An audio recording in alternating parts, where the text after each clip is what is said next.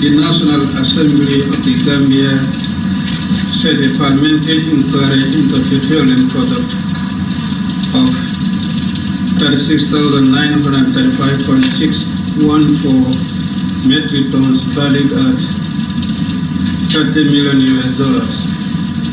This joint committee comprised Finance and Public Accounts Committee and Public Enterprise Committee. And the joint committee is tasked to do the inquiry involving allegations of bribery, tax evasion by Apogee FZC, Creed Energy Limited, and Ultimate Gate Logistics on the sale of the petroleum product amounting to 36,935.641 metric tons, which is valued at $30 million. When the committee first met, potential witnesses were identified and written to. Among these witnesses include Gam Petroleum.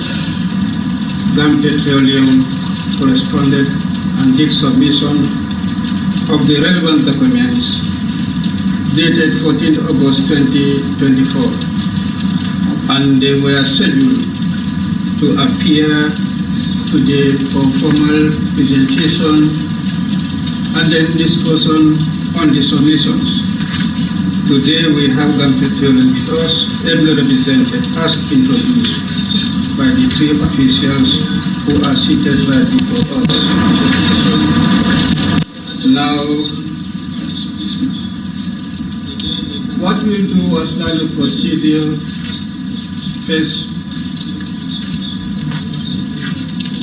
we'll go, the administration of oath would be taken, administered by the clerk of the committee before the witnesses will get into the formal presentation of the evidence that they have with them.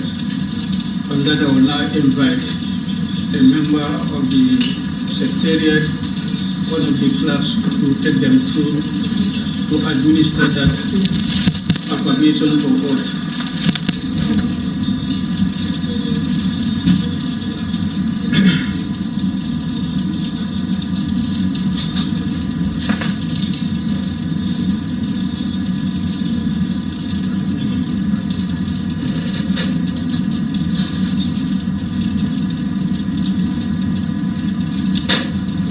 They can be jointly done.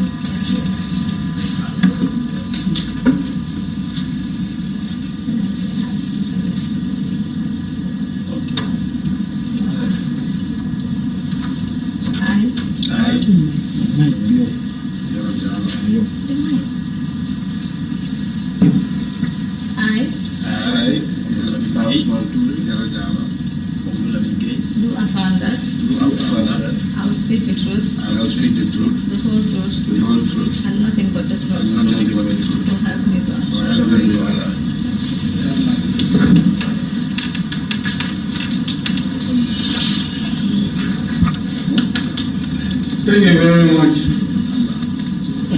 We can now proceed. The General Manager will lead the company in the discussion. And the General Manager, I would like you to formally introduce yourself.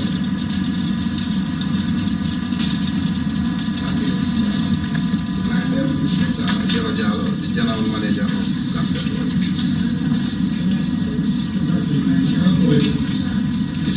Please imagine to your side a little bit. Okay. Yes. Good morning. Thank you, Chair. My name is Mr. Jalo, the General Manager of Gam Petroleum.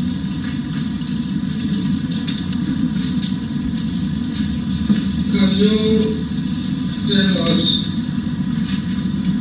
your qualification as General Manager?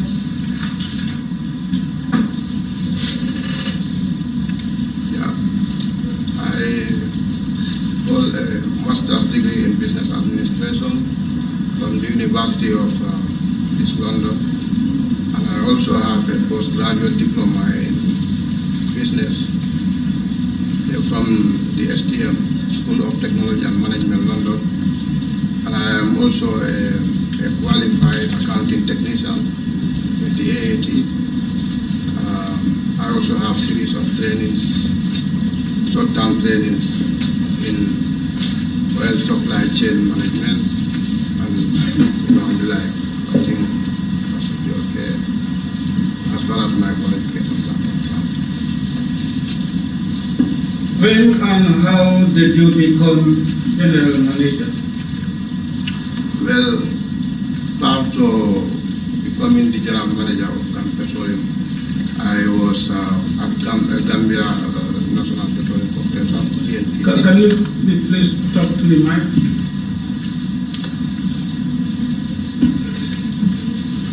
Prior to my appointment as the general manager of Gam Petroleum, I was the deputy managing director of DNPC, a position I held for 1.5 years, from 2020. So when the crisis took place in Gam Petroleum in 2021, I was informed that I should be moved there as the general manager. And that information was given to me by the board chairperson, the then board chairperson, and it was a recommendation which was based on my qualifications and also my experience in the oil and gas field. Because I have been working in various institutions within the industry, and it was recommended that Gam Petroleum, given the circumstances it was in, it would be better for somebody like me to take charge of that. So I was then appointed general manager on the 25th of January 2022. That's when I assumed responsibilities of managing that institution.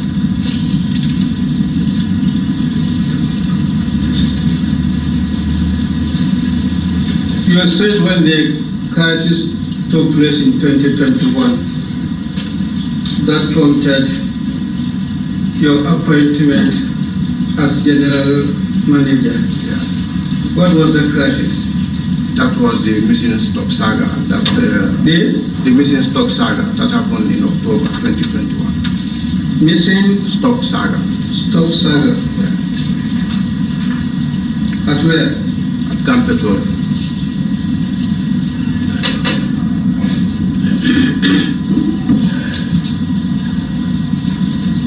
What stock was that?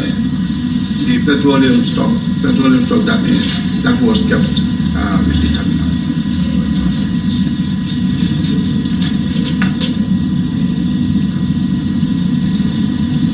Can you briefly tell us what you know about that saga?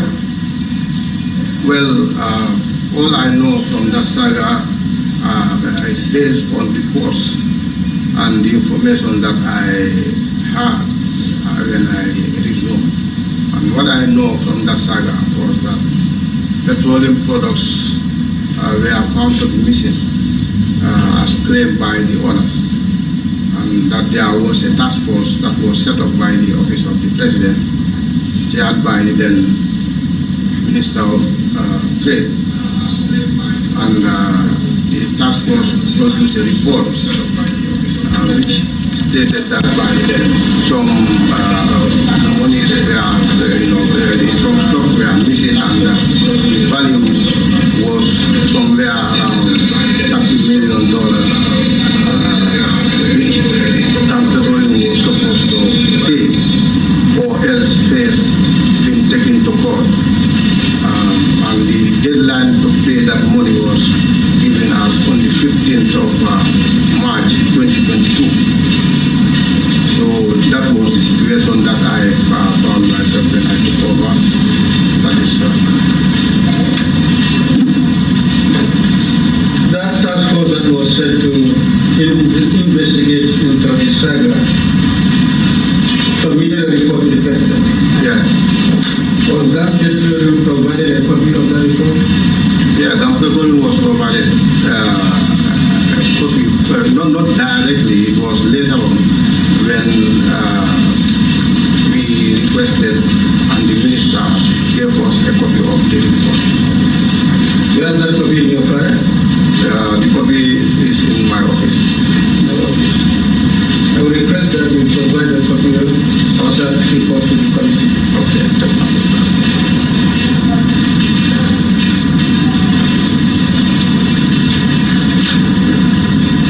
Now, the general manager, can you tell us the functions of the general manager of the company? Well, in a nutshell, my role as general manager is to be responsible for the general management of the institution, regard to all aspects, and be the liaison between the management, between the organization and the board. I sit in the board, to the board meetings and answer the questions and guide the board as to the things that are happening there on the ground. In a nutshell, that's my responsibility. I supervise all the managers and everything that is going on there. Under my responsibility. And the functions of the company, Gam Petroleum? Yeah, Gam Petroleum is a storage facility, and its main activity is to provide storage service to depositors of petroleum products.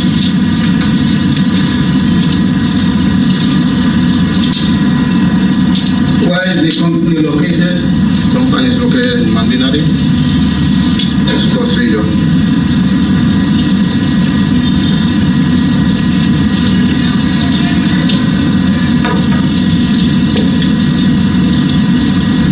And then remember, before we proceed to the next area of questioning regarding the functions and introduction of the general manager.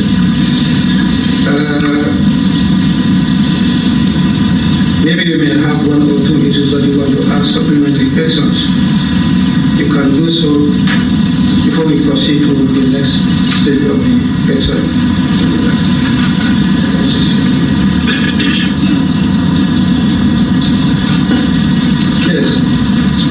Yes, good morning once again. Manager, if I can find out, you said when there was this petroleum saga, by then you are working for DMPC as one of their senior managers, isn't it? Deputy, okay, deputy. So you are just moved or you are asked to write an application to become to be appointed as the managing director of the company, or you are just moved to the position?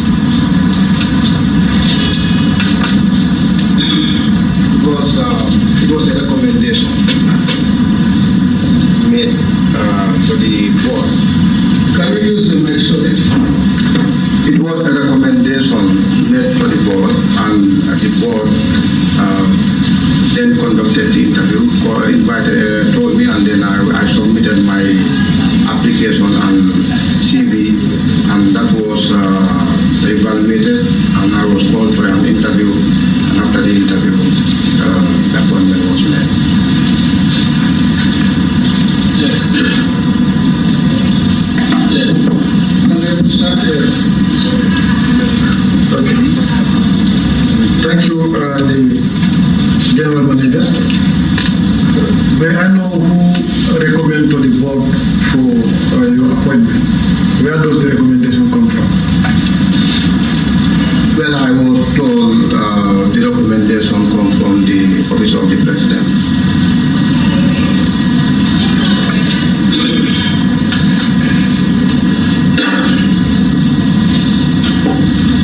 And who appointed you?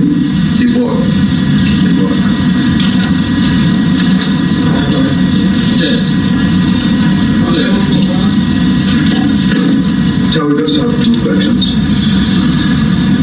Mr. Shaw, did it indicate that Gam Petroleum, sorry, Mr. Jalo, did it indicate that Gam Petroleum provides storage facilities for oil traders?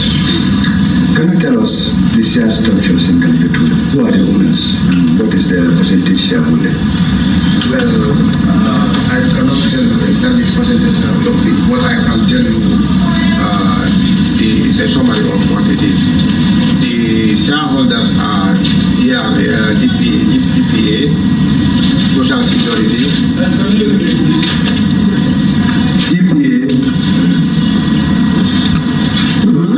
DPA, Social Security,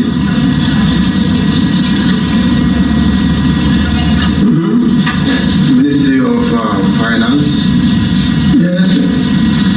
and the NPC. Those are the public corporations that have shares, and then 25% of the shares is owned by Star Oil Group. Star Oil Group. The shareholders are all institutional shareholders.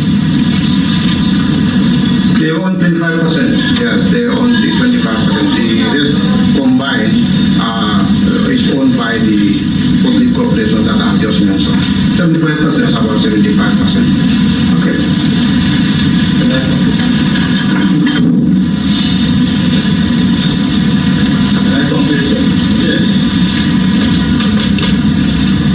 So you did indicate that you were GNPC, Mr. Oh, why am I saying sorry? Mr. Jalo, it will happen again. You did indicate that you were at GNPC, and after your recommendations, you went through the process and was appointed as the GM of Gam Petroleum. After your appointment as the GM of Gam Petroleum, what happened to your previous job at GNPC? I think the position remained vacant for a while, and then it was later filled by somebody. Somebody is occupying the position. Did you file in resignation? Yes, You did. yes, I did.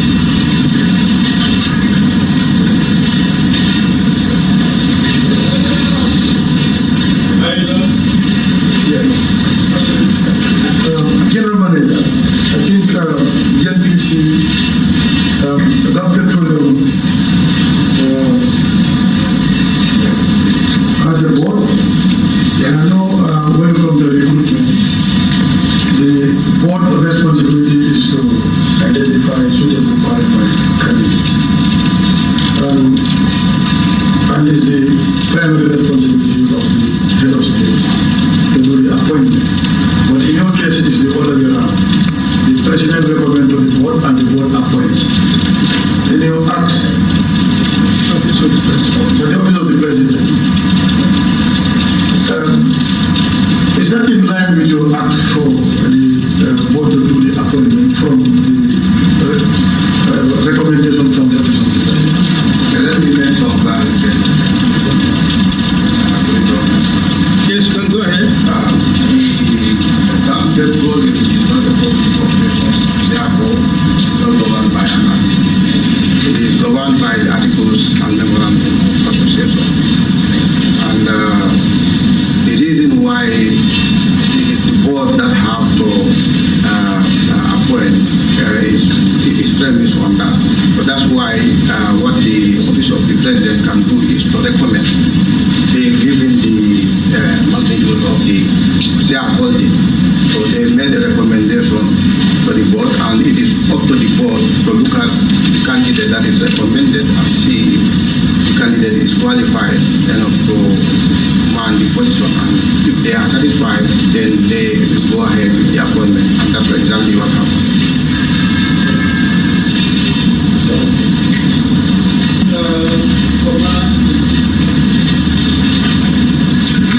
Yes. You did indicate that Star Oil holds 25% shareholding in Gam Petroleum. But Star Oil is just of recent. Can you tell us how did that evolution take place? Well, that would have happened before I was appointed, but I know the shareholding of Gam Petroleum have changed so many hands before. So it would require someone to go and look at the records and see how all these things transpire. Because initially it was owned by Vazi and others, so it has been transformed into from one state to another. But as far as at the time I was taken, it was Star Oil that was part of the shareholders. Okay, apart from the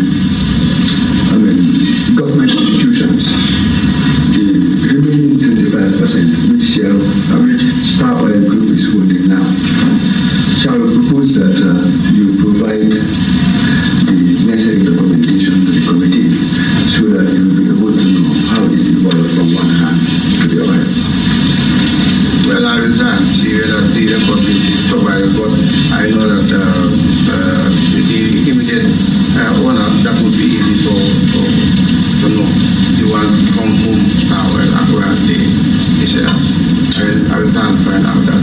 No, it should be there, Mr. Jalo, because Gam Petroleum is a company, and these are shares. And obviously, Starwell Group will not have the shares free. I know, and that's what I'm saying. I said the immediate previous holders is easy to find. Yes. From whom they acquired. I said From whom? Yeah, Starwell, yes. Yeah, so that one will be easy to find. Thank you. Yeah, that's what I'm saying. Yes, yeah. Thank you very much, General Manager. So, okay, part of your submission, one of the... Jalo. Yes, I said Jalo. Part of your function, one of the functions of Gam Petroleum, you indicate that to provide storage facility. So I just want to establish how many storage facility do you have in the Gambia? One. Only one, because the one in Banjul have been decommissioned. Thank you. That's me.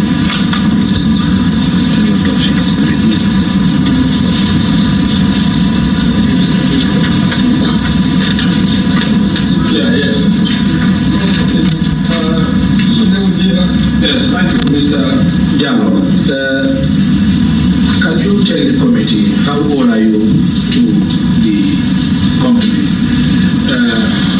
Since when are you in this company? And also, it seems you're struggling in mind as per the previous years. What is the filing recording system in GNPC? If you could also enlighten us. GNPC or Gam Petroleum? Gam Petroleum, yes. Gam Petroleum.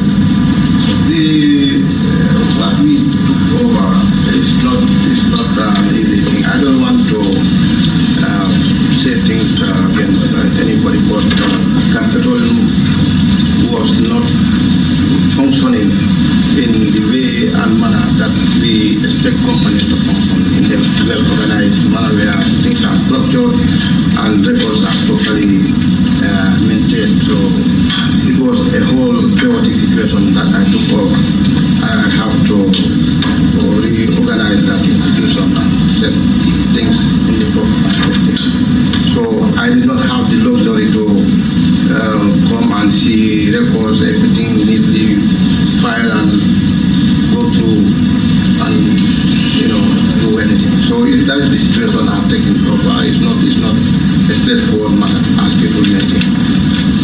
So I mean your age since you were appointed, the duration that you have served, for how long now? I'm getting to 3 years now. But I took over in January 2022, 25th January 2022, and since then I've been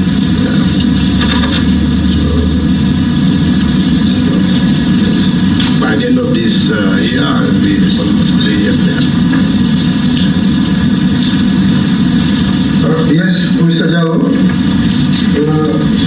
You did mention that Star Oil constitutes 25% from the share and the remaining 75%. We would like to get a breakdown how those GBA constitute, the Ministry of Finance, Social Security, and GNPC. I will give you the capital structure. Yes. If I had known that we needed that, I would have come with it. That was not what we asked to provide. In addition to that, we are also requested to provide articles and memorandum of association. Okay.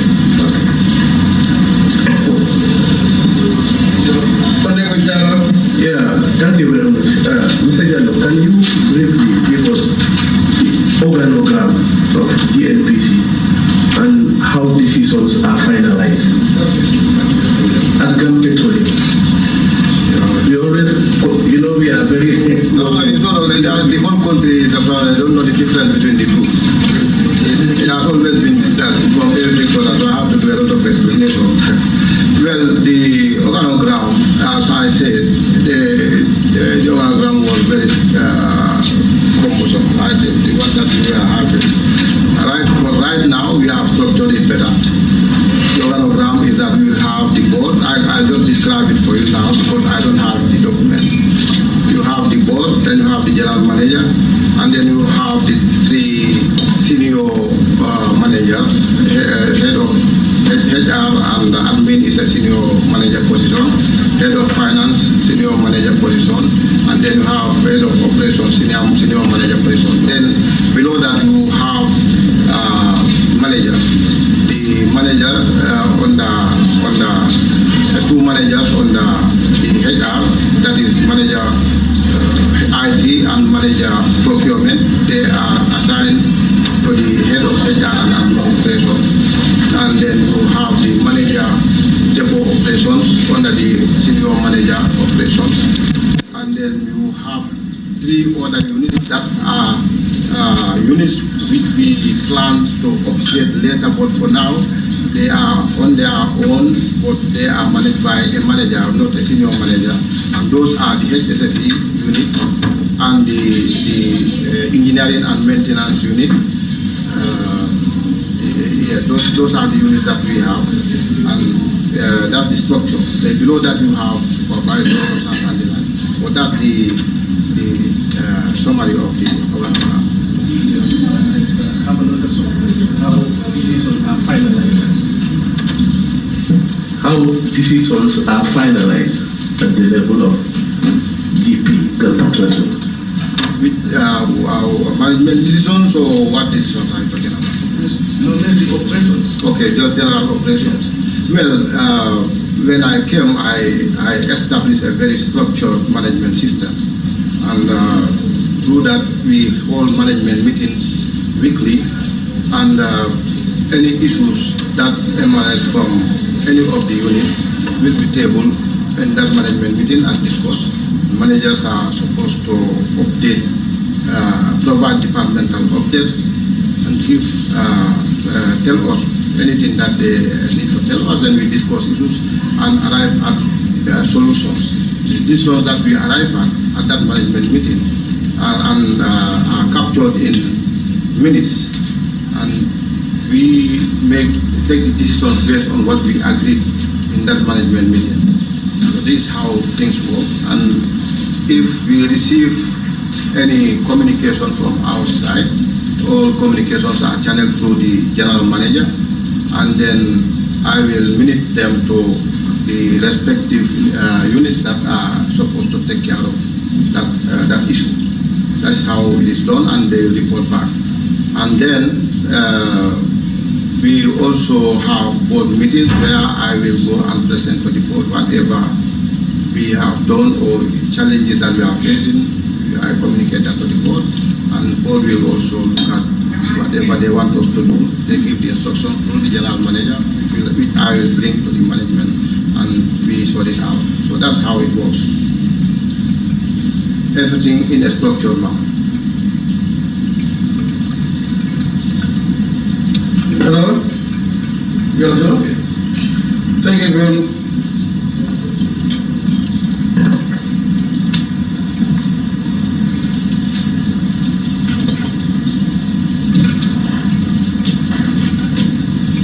General Manager, as I indicated earlier on, we wrote to you for submission of relevant documents. Do you have that copy, your submission copy with you? Yes. Yeah, okay. Just give it there for the meantime. We want you to go to enlist the respective documents that are enclosed in that submission. Yeah, so, but before I do that, Okay. I've done a statement. Can you use the mic? Yeah, I've written a statement which highlights the main important things that I believe the Joint Committee need to know.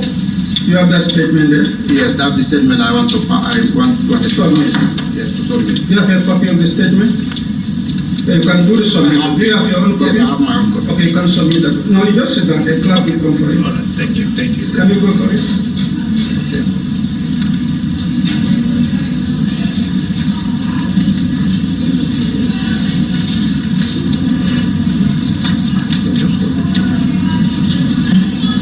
Can I go ahead? Yes. Go ahead.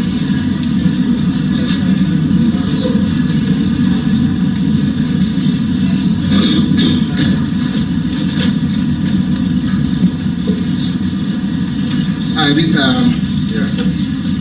I always forget. Let's start with the statement. Yeah, that's the one I'm going to read. Yeah. Right?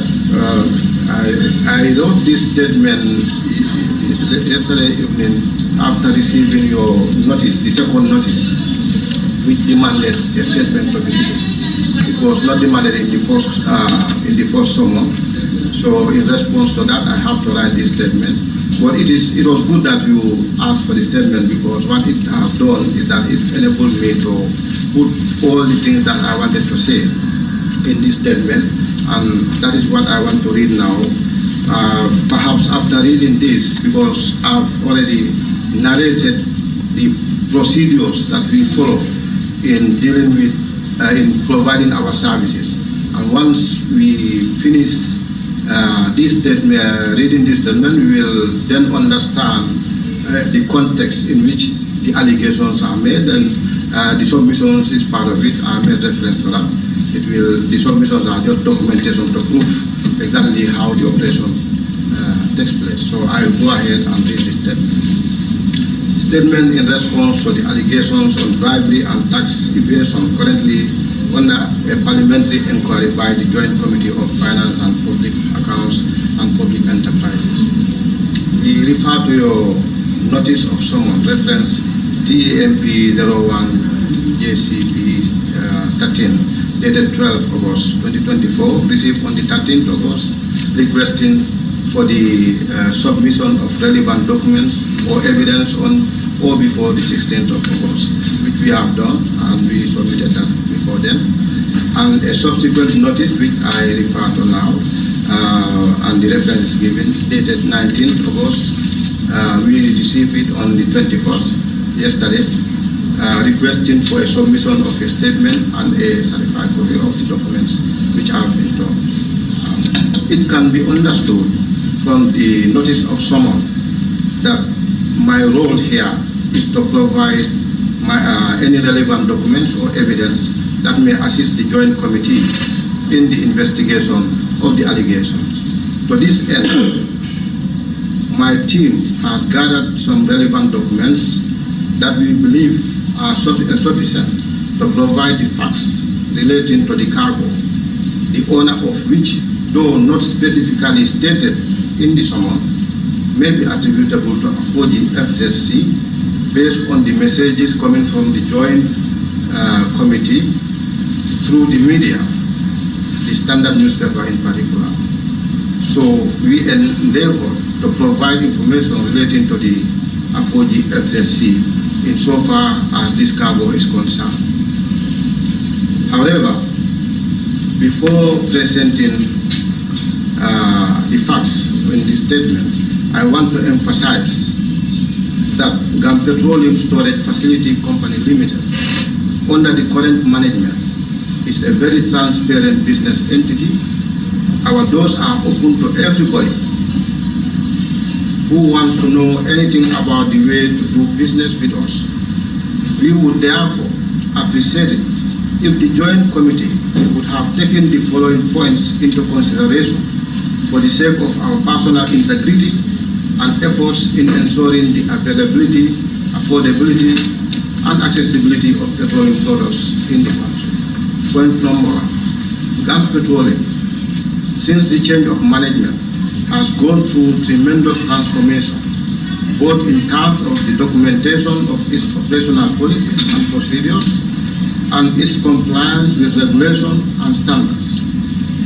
It will interest you to know that Gam Petroleum from inception has never complied with any regulation, especially the many regulation that it was supposed to comply with, that is to have a bulk storage license. So it has been operating without license and no issues were raised since then.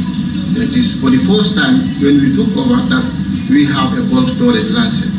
And on the same note also, I want to point it out here. It's not written on my statement, but I just want to give these facts so that at least the joint committee will know. It has also not have any environmental clearance certificate before, and all these things are now available. It has never had a fire clearance certificate.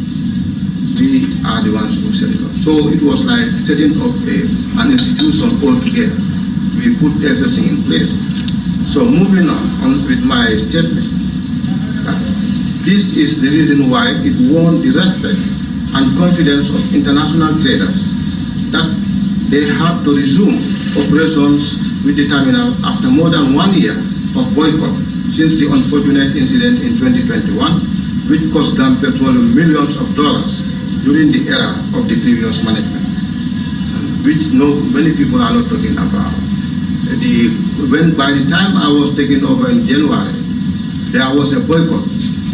No trader was bringing fuel in the country. We have forgotten that. No, there was no fuel. There were fuel shortages all the time. Yes. Just read a statement. Yes. No, it's related to the statement, but I just want to emphasize on that point. Okay. All right. So moving on. Yeah.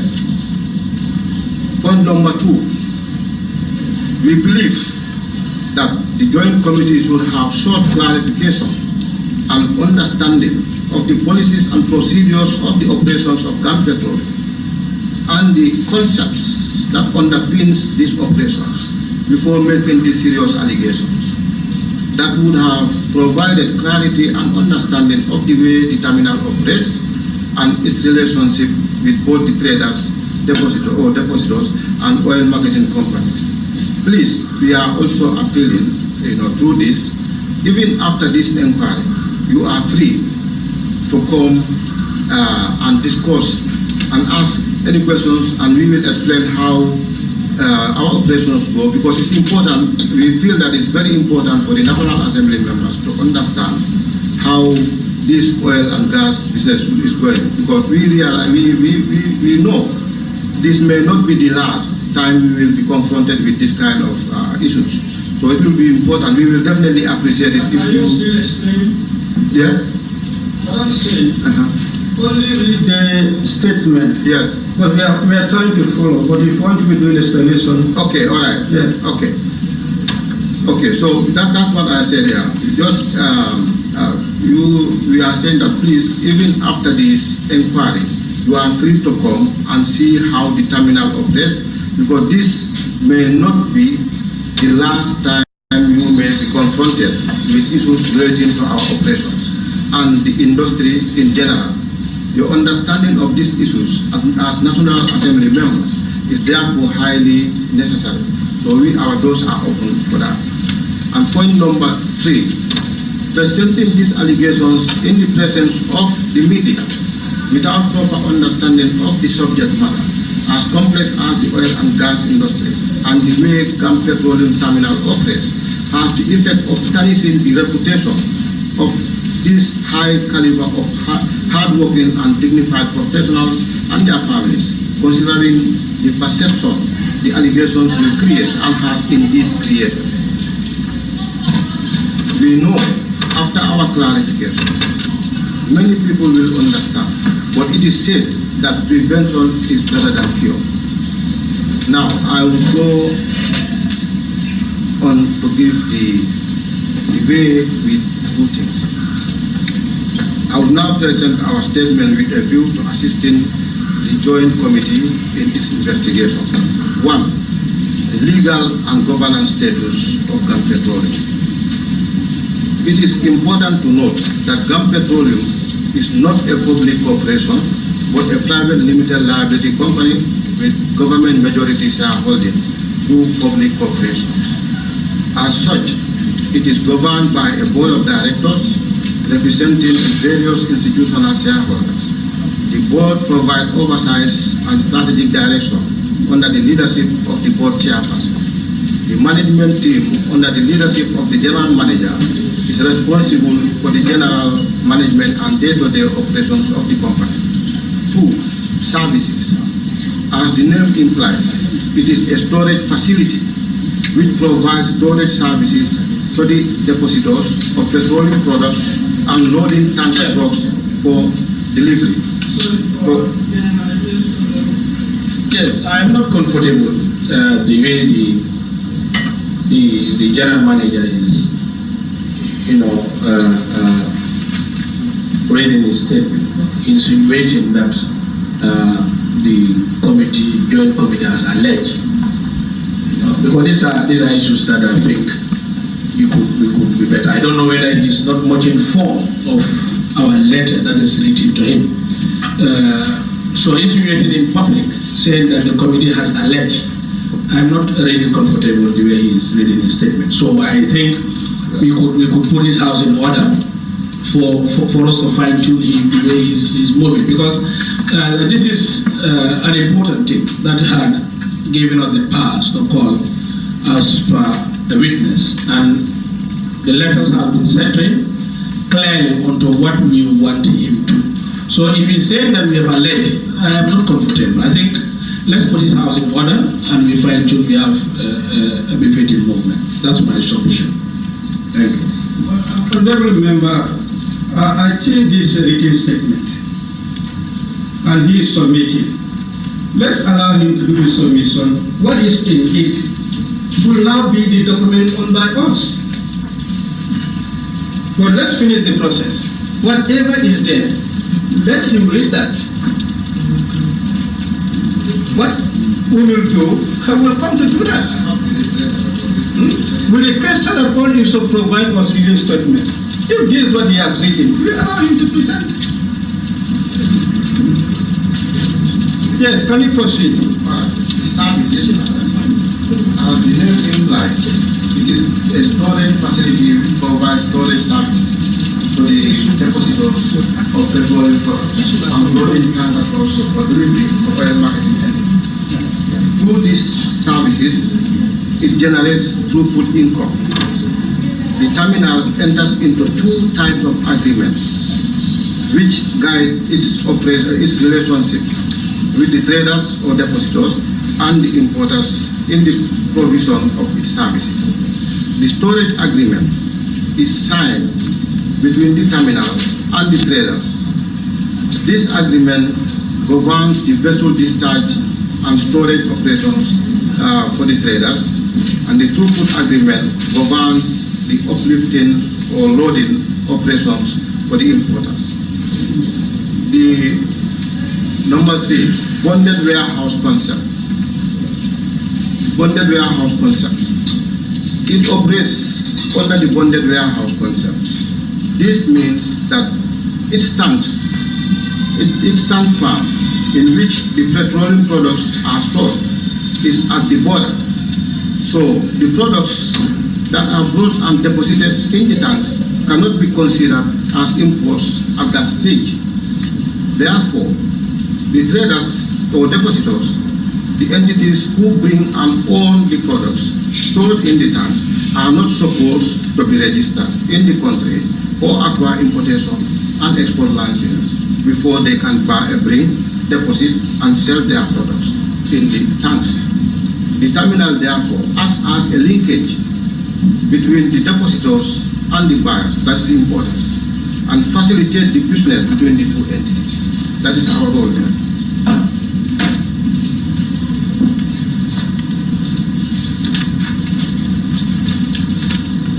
Number 4, the vessel discharge and storage operations. Before a trader or depositor loads a vessel to bring to Gam Petroleum terminal, they must apply for ullage in accordance with the ullage application guidelines of the depot. The application used to be done via email, but now we have developed an application form that is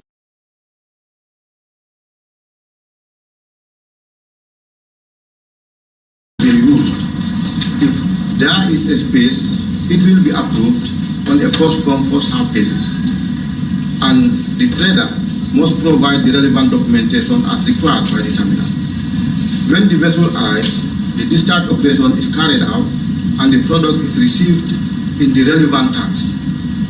Please see the documentation as required, that we submitted the last time. Those are the documents that will demonstrate that procedure. We have already submitted them. I think they are in your custody now.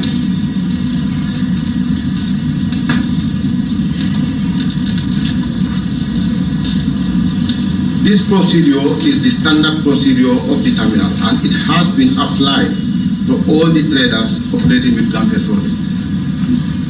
No, we are not only dealing with one trader. Next one is product sales and transfer of ownership. Why I structured this thing this way is for... Okay. So product sales and transfer of ownership. It is the traders who are responsible for the sales of their products, not anybody else. The importers negotiate the price with the trader, and when they agree, the trader issues an invoice and indicates the account the funds should be paid in. The importer, based on the payment terms agreed with the trader, who then issues a release order, instructing the terminal to release the specified quantity and grade of the product to the importer.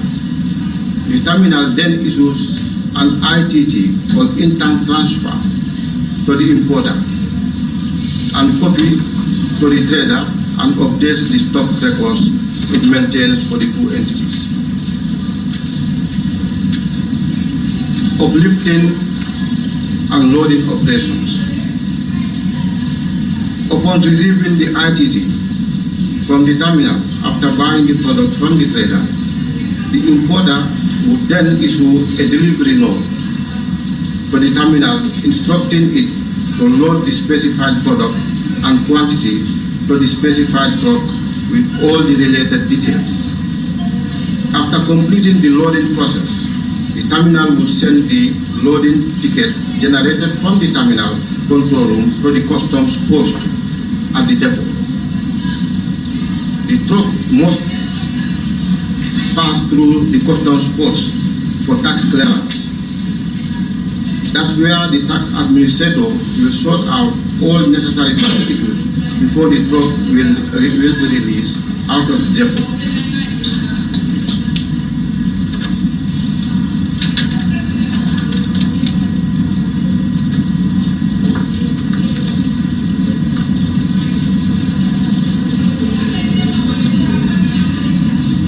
Okay, the taxes are collected at the fuel pump station.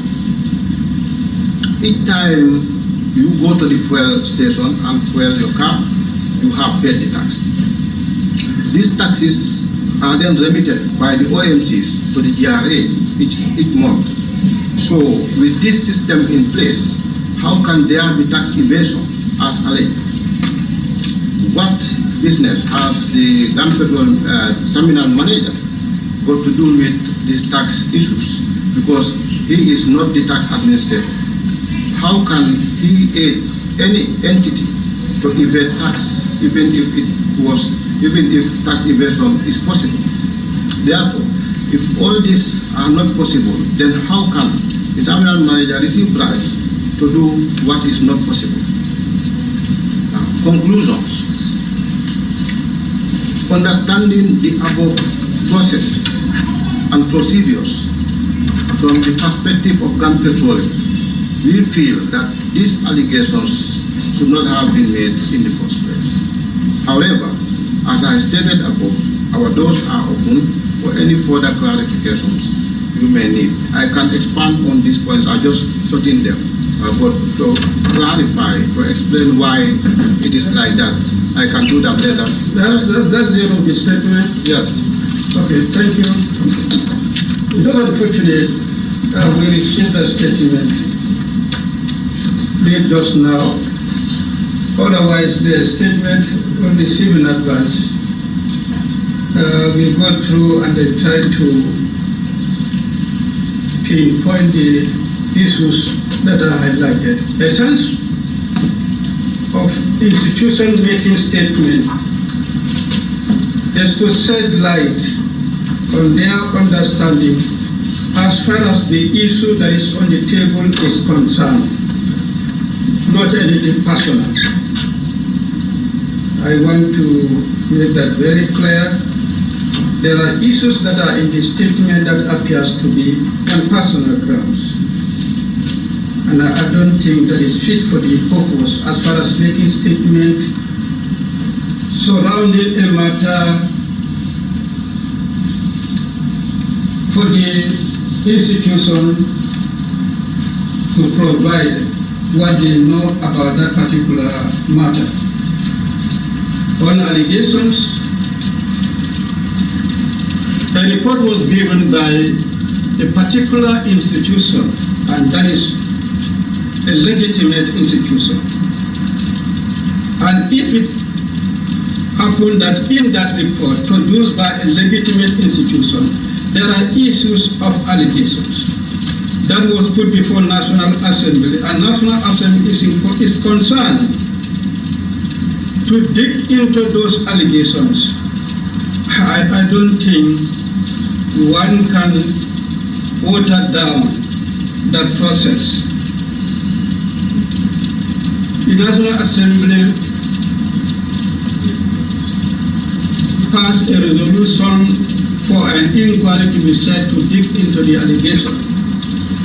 That is a legal process. Whoever is willing to provide whatever you know, you should be guiding the investigation. But to try to look low onto that process, that's very unfortunate. We are not expecting such to be part of the statement. Just give us the relevance as far as whatever you know about the matter. As simple as that. So that's the observation I have made on the statement. We are not supposed to even read it, but just that it was submitted late and we in the process. We can allow you to do so. But this is the essence. And this is a legal move, and it's a legal procedure. Honorable members, we've had the submission of the statement before we move for him to take us to the respective documents that were listed in the submissions. Do you have anything to say?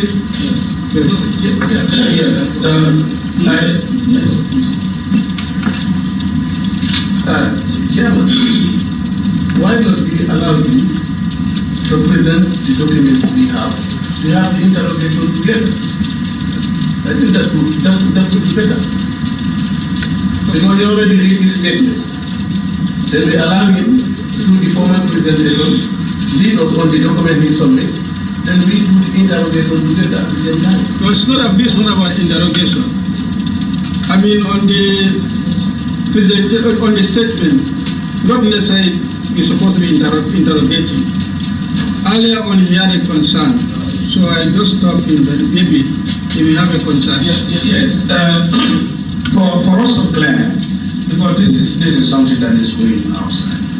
I want to applaud you, Chair, for the General Manager to read the letter that was sent to him on the subject matter. Then he would also fish out some of those allegations. We want to be very clear, because this is a statement that he has said, and something was sent. So I want the General Manager to read the letter that was sent from the committee to him. Then from there, we'll be able to at least pinpoint. We want clarity here. Yes. Go ahead. It's requested that you read the letter. Yeah, I have the letter. Okay, that was sent to you. I think 2 letters. Yeah, 2. You can read It is court notice. it is notice of summons. I am directed to summon you to appear before the Joint Committee of Finance and Public Accounts Enterprises Committee in connection with a parliamentary inquiry into allegations of bribery and tax evasion relating to the sale of petroleum products. And the second paragraph, the inquiry concerns the sale of 36,953.614 metric tons of petroleum products valued at $30 million. Given the serious nature of these allegations, your testimony and insights as the head of the institution is crucial to this investigation. You are scheduled to appear before the committee as follows.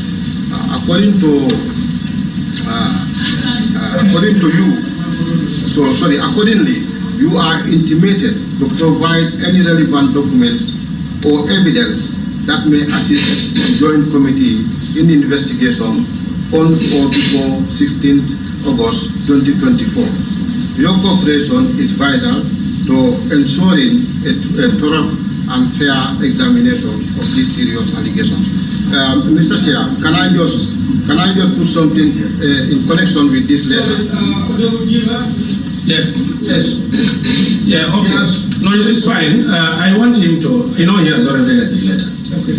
So he's here now, facing the panel, and he will answer all questions that we think is vital. Okay. Yeah, I just want to drag him to what was written to him. Okay. Yeah. Okay.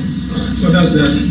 We wanted to establish actually what was contained in the letter sent to you. So whether there was anything personal or whatsoever. That's what he wanted to establish. Okay, so if now that is done, he is satisfied. You cannot proceed. Can I go further? No, just we have consulted you. Yeah. Now, earlier on, I did indicate to provide us you enlist the documents that are in the submission. Yeah.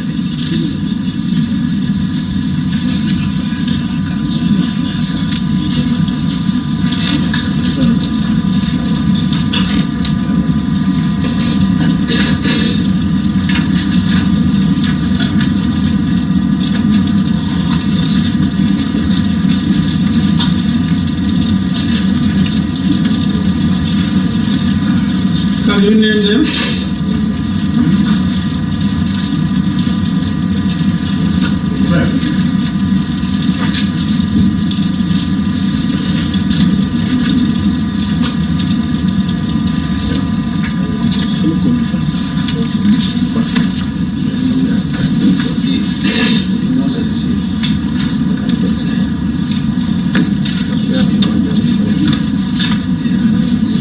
Okay, so I have the documents.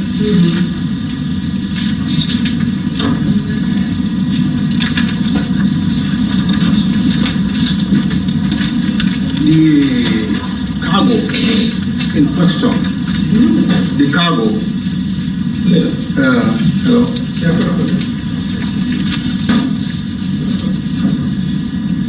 Yes.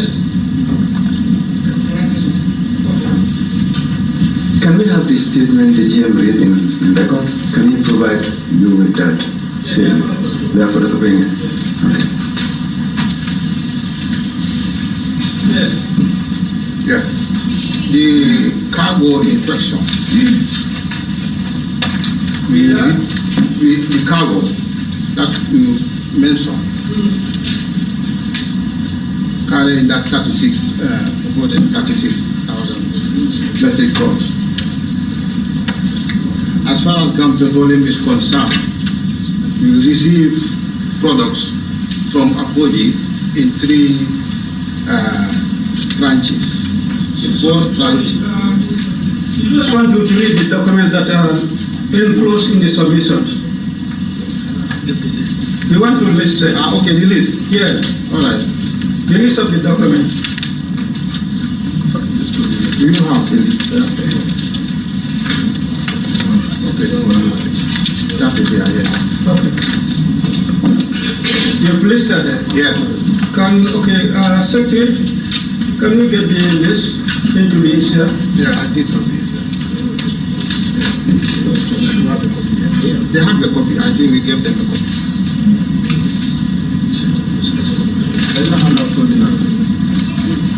Okay. Sorry, can you read for before you correct it?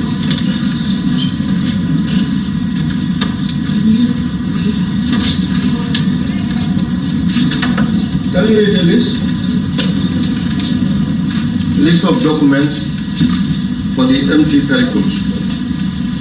Application and approval. Number 1. Number 2, cargo outbound or slow tank measurement data. Certificate of analysis, tanker bill of lading, certificate of origin, statement of facts. And then the second branch, that's the list for document on empty crude. Application and approval, cargo outbound. Chair, can I interject for a minute? Okay. Sorry, Mr. Jalo. Chairman, these documents here are supposed to substantiate something. Okay. So, what I am proposing is, let's allow Mr. Jalo to give us a preamble as to A, what are the requirements for international traders to deposit their fuel at Gam Petroleum? Who is approaching? And how does these documents which are submitted correlate to those requirements? And we do the individual verification along the process to triangulate them. If not, we will just be reading the documents and we will not be in a position to interpret their relevance in the entire process. Or if at all, no, wait, because we have gone through 3 documents now. You don't know what they are. Allow me to it. What I'm saying is, there is a process at Gam Petroleum, not so. We need to know that process. Once we know that process, then we would know the credibility of these documents or not. That is my proposal. Let Mr. Jalo first tell us what are the requirements of what international traders should they be depositing fuel at Gam Petroleum. Then we triangulate. He takes us through these documents to satisfy what couple we have what's submitted, one after the other. Yes, I think we'll come to that. First, we just want to have the list of the documents that are enclosed in our submission. Then how we put the list, as we rightly said, that's the next step that we are going to. Yeah, we are only getting the list. So before we receive the list, we just want you to read. Then officially we collect the list and then proceed. The chair will propose let the legal team join him. Then we can reference the document. Sorry, because the documents I have, there is no number.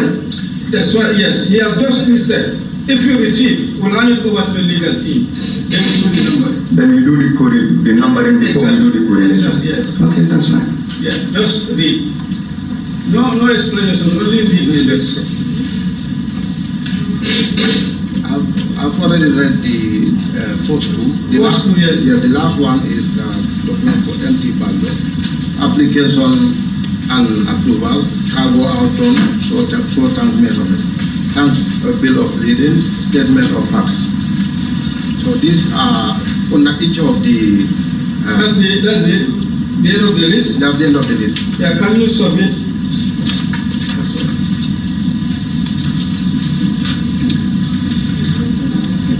I've already list. The list. Okay.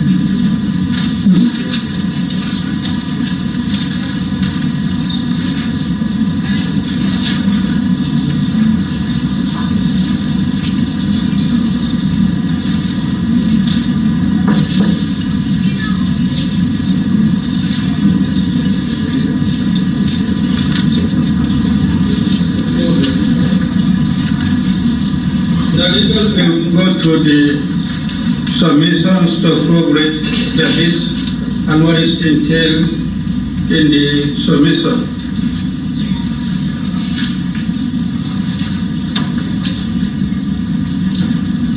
Now we can proceed. The general manager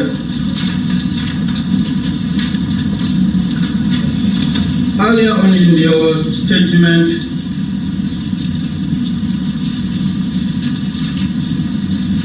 you mention guidelines for application for police. Can you take us through the guideline and procedure?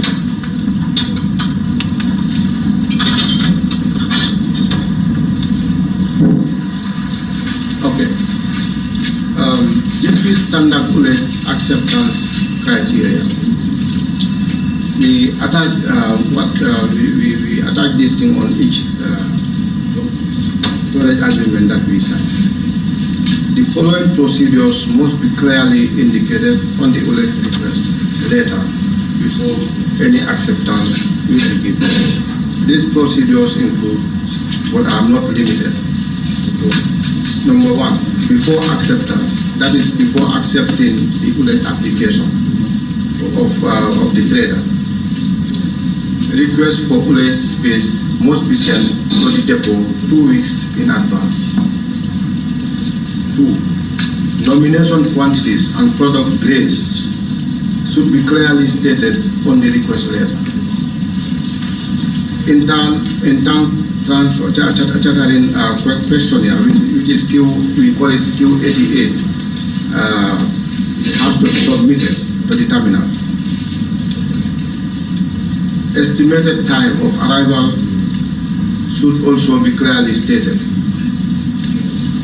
Depot managers accept the nomination based on the ULEC space available in the storage tax and advise the general manager who approves the request. Acceptance notification stating the quantity allocation is sent to the applicant. Then after acceptance, these are the things that we expect to be done. Certificate of quality of the product is required. Bill of lading must be sent prior to arrival. Certificate of origin, certificate of analysis, quantity allocation to applicant should be clearly stated. The vessel should come with 160 cubic meters of fresh water to flush the lines, the pipelines that we have after each discharge operation. If only one grade of product is being discharged. If vessel carrying 2 product grades, then an extra 60 cubic meter is needed for the interface between each product to avoid the risk of product contamination. So these are basically the procedures that we have as far as ULEC application is concerned. This is what normally transpires between the depot and whoever is bringing the vessel or product into the terminal. These procedures are written. Yeah, I'm reading it from. The written document. Yes. Can we get a copy of it? Yeah, we will give you. What we will do is take note of this. We will send you all these things. Just tell us what you need. We will make sure that we give you all these documents that you need. What is the name of that document? It's called storage ULEC application. Storage ULEC application guidelines. Storage application. ULEC application. Guideline. Yes. Okay. Request that we get the copy of the ULEC application guideline. Now, upon application for the ULEC, can you tell us whether there is assessment done before the application can be approved? Yes, what the important thing there is, first, the assessment will be done so as to establish whether the space that we have and the space that we may have up to the time of the expected time of arrival that they indicated. If that is possible, then we know we can accept the application based on the availability of the space. And then we will also look at the Q88, the documents that they submit. The Q88 is the technical details of the vessel they intend to use. Why we need that is for the operation team to verify whether the vessel is compatible with our CVM. The CVM is where the vessels are found for discharge operations. So sometimes if the vessel is bigger than the CVM, it cannot park there. It means that the vessel have to transfer the product to another smaller vessel to come, and that will be a problem for them. So that is why before we accept, they have to give us the technical details of the vessel they want to use. And if it is compatible, we will advise them. We will say, yes, it's okay, it can come. But if it is not, we will tell them that it's not compatible. So they have to look for another vessel. And then when all these things are done, then we know that, okay, that's fine. Then we will accept the vessel. That's why you see before and after. Before acceptance, there is something they need to do. After acceptance, there is something they need to do. So once this criteria is met, but let me also remind you that it's not easy to meet all the criteria at the same time. You know, sometimes some of these things, depending on their nature, we will consider we are a little bit flexible, because it's not easy to get everything 100%. But we attempt to do so, and where it is not 100%, we will indicate and give a process for it to be looked into, so that next time it will be done. But it's not easy to get everything perfectly right. But these are the guidelines that we always make sure we follow.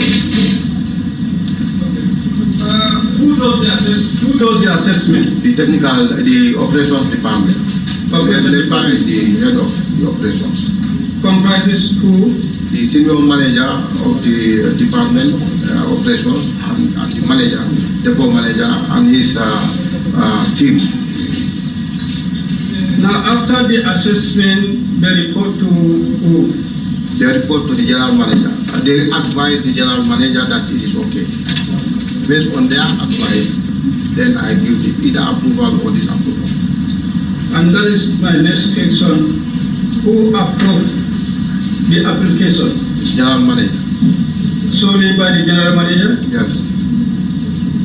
Based on the recommendation of the operation team.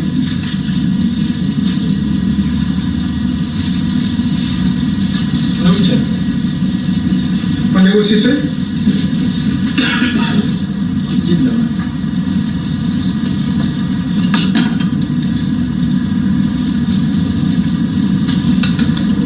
Madam Chair, thank you very much. GM, I am Honorable Amitisi, National Assembly Member of Kia West constituent. I want to ask if prior to the discharge of this particular, Apogee petroleum product, the documents that I want to highlight, they are available with you. Sorry, I think we are getting to it now. Let me ask you then. It's exactly the same place where you are. Yeah, we are almost to this question. Now, General Manager, do you know this company, Apogee LZ, or companies, Apogee LZC, Grid Energy Limited, and Ultimate Bid? I know Apogee, I know Ultimate Bid, I know their relationship. That is Apogee, FZC, Yes.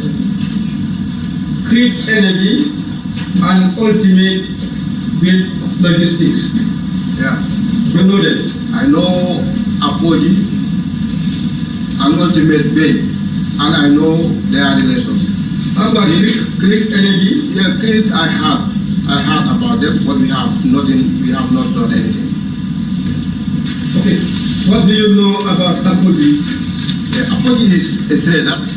It's an international trader based in Dubai, and they came purposely to enter into this West African market.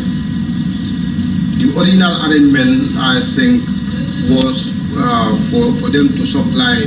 There is somebody who needed this product, and the original plan was for them to deliver that. But I think they had a setback in that original arrangement, which is normal in oil and gas. In oil and gas, deals collapse frequently. Every time you will have a deal, a sales deal with somebody.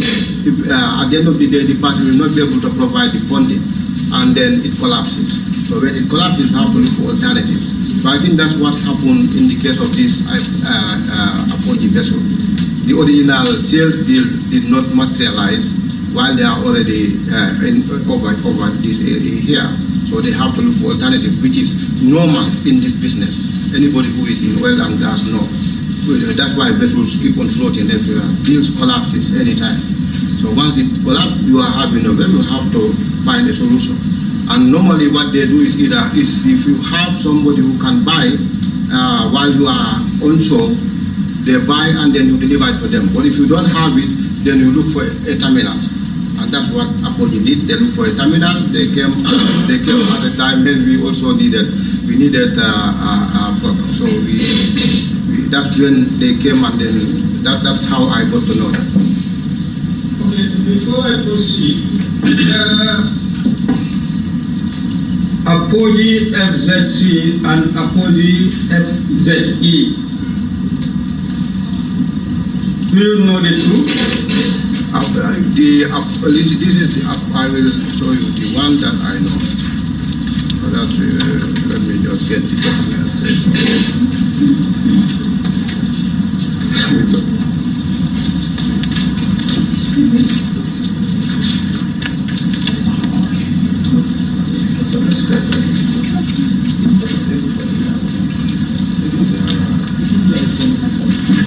We have Apogee FZC and Apogee FZE. Apogee FZC is the one I know. Apogee FZC. In the application, we have Apogee Group Corporation. We have also Apogee Group Corporation in the application. What's the relation of that with Apogee FZC? Check. Let's give us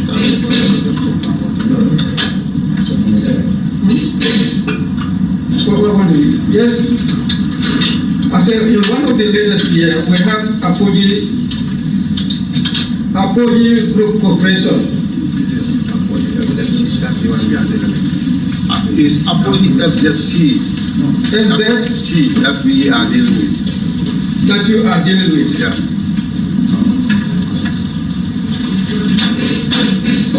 Or maybe it's a typographical error, I don't know. But the one day that we are dealing with, their name is FZC. You know, sometimes people can make mistakes. You can make mistakes. Yes, but the FZC is the one we are dealing with. And that letter is directly from you. The subject Apogee Group Corporation. So if that is supposed to be Apogee FZC. Yes. Okay. We have another letter where the heading is only Apogee FZE. So you said you don't know Apogee FZE. I don't know. If that happens, it's either a mistake or something like that. Now that is the letterhead of the company. This particular one is your writing. I can understand that one, but this one is the letterhead of the company. There is Apogee FZE. I'm not aware of that, so I don't know.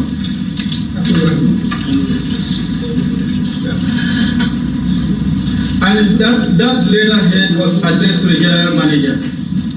Which letter is that? The letterhead of Apogee FZE, dated 23rd August 2023. Can I see the letter? It's a letter.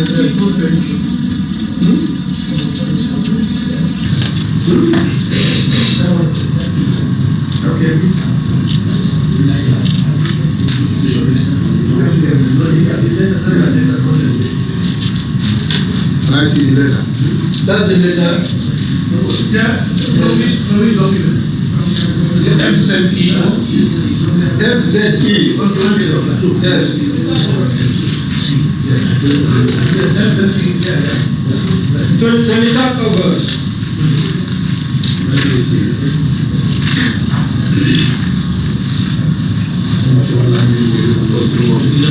Yeah, you don't pay attention to it.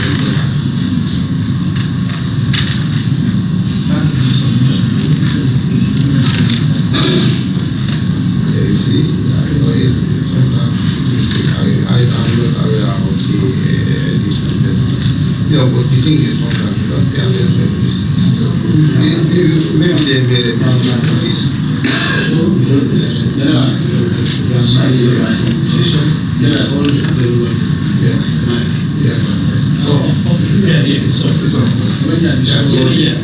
Then the application that is for the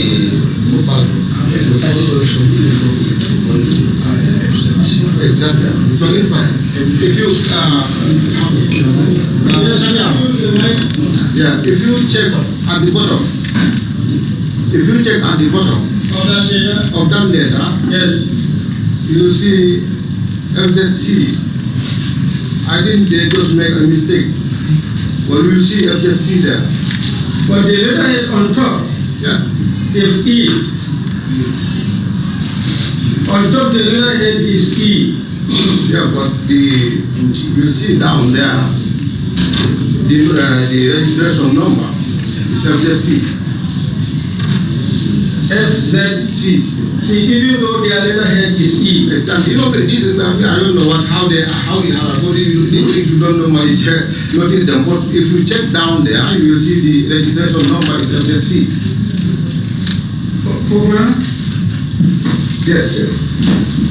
Mr. Jack, look at their stamp by Mr. Aremas. Their official stamp is saying Apoli FZE. Of course, you are right, with the footnote they are having the FZC. But the letterhead and the official stamp. Honestly speaking, this we did not notice this. Because we are not looking at territory, so that is not our. We are not focusing on this. We don't notice that. Because as far as all the correspondence and documentation that we are dealing with in terms of the rules and all that, it is FZC. And we have only one account with them, and that is the FZC account. We don't have two different accounts with them. Mr. Garros, did they produce any certificate to you? Yeah. They did? Yeah. Is that certificate part of this document you submitted? No. That is their registration. That's the registration? In Dubai. In Dubai? Yeah. So I did not submit that. Okay. Chair, I would propose that the request for that original that certificate to be submitted to the committee. The company's registration In Dubai. The published registration. Chair, if you may allow me, before coming.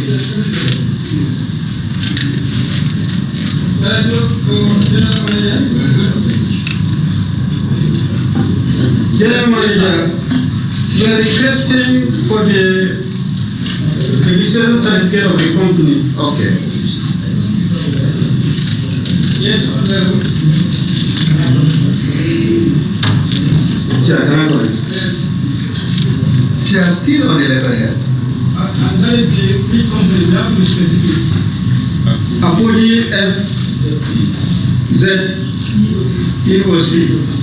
Yes, the certificate that is being submitted is the one we are asking for. Chair, still And that is FZC. General Manager? FZC. C. Okay. Yes, over. Yes. Chair, still on the letterhead. Mr. Jam, Yeah. look at the serial registration number of Apoji FZE or FZC. The serial registration number on the footnote, it's saying registration number 22-FZC-2043. You know, to be honest with you, we can look at this application. When we started dealing with them, we've already established the actual relationship between the two companies. So for us, our mind, whenever we are dealing with them, our mind is with the fact that we are dealing with the one that we know. And you know, like if you look at most of the documentation, that is what you see. There is a similar application there, which have that, and they put FJC. So we don't have to be very frank with you. We are not looking at this headline, the letterhead. We will get there. Yes, so for me, as far as we are dealing with FJC. Yes, no, the serial now is different from the Z. That's what I'm saying. It's the same thing. We are not looking at those things as well. No, Director, I would ask the question why I said this. Okay. Because this cannot be 2043. The last serial numbers, those last 4 digits, should be the year in which they were registered. Yeah. Which means now we are seeing they are registered in 2043. 2043. Well, this is, well, for me, as I said, we are not looking at these details. Okay. Because what we've already established a relationship based on certain documentation. So subsequently, when they are bringing papers and it's bullet application, we are more focused on the bullet application and we know the person who is also who has sent it, the representative. So I think that is, I understand what you are saying. However, in whatever they have done, then they may have cheated themselves because our records are only dealing with only one company, and that's FZC. Okay, I will get it. For us, I know how as far as our company is concerned. Chair, can you give me 5 minutes to context just this point? 2 minutes. No, I need 5 here. 2 minutes. No, please, sir. Mr. Diallo, the main reason I ask this question is to establish the identity of Abuja. Yes. So now this will take me back. You said before the usage application, you've already established a relationship with Abuja. FZC. Now the question is, who is Abuja? Yeah, that's the Abuja is Abuja. So yeah, so there are the people that when I give you the registration, then you will understand. No. The context behind that question is, we want to know what due diligence you've done. That's what I'm telling you. That's why we have all their registrations in Dubai. Their registration in Dubai, if we are to go by the documents presented before us, it's not real. No, what we are looking at. No, allow me. It's not real. Yeah. So now we want to know what due diligence you've done to establish the identity of Abuja. You need a minute, you need 2, we would allow you go through the process. The usage is another step. Before the usage, you rarely said that you've established a relationship. We want to know on what basis that relationship was established. And the substance there is, how did you establish the credibility of Abuja before establishing a relationship with them? We follow the same procedure as the other tellers. We don't go deep into all that. Because what we do is, let me give you something that is very important here. As a storage facility, we don't go deep into investigating people's identity beyond what you have provided. Because we don't even have the resources to do so. Then it will make us an investigation team. We don't do that. What we need is we request for certain documentation. You give us the documentation, and we know that okay, we've seen you. We know that this is your, and you give us your address, and you give us all the documentation that we need, which they have done. we establish that relation, we sign an agreement with you, and that's it. Because what you are trying to do, say here, is that we should go, if we are to do that, then it means every trader that is supposed to bring product into our depot, you have to go that length to try and investigate and do all those things. We don't have the resources to do that. So we don't do that. Mr. Yaro, we are not insinuating you do anything. Yeah.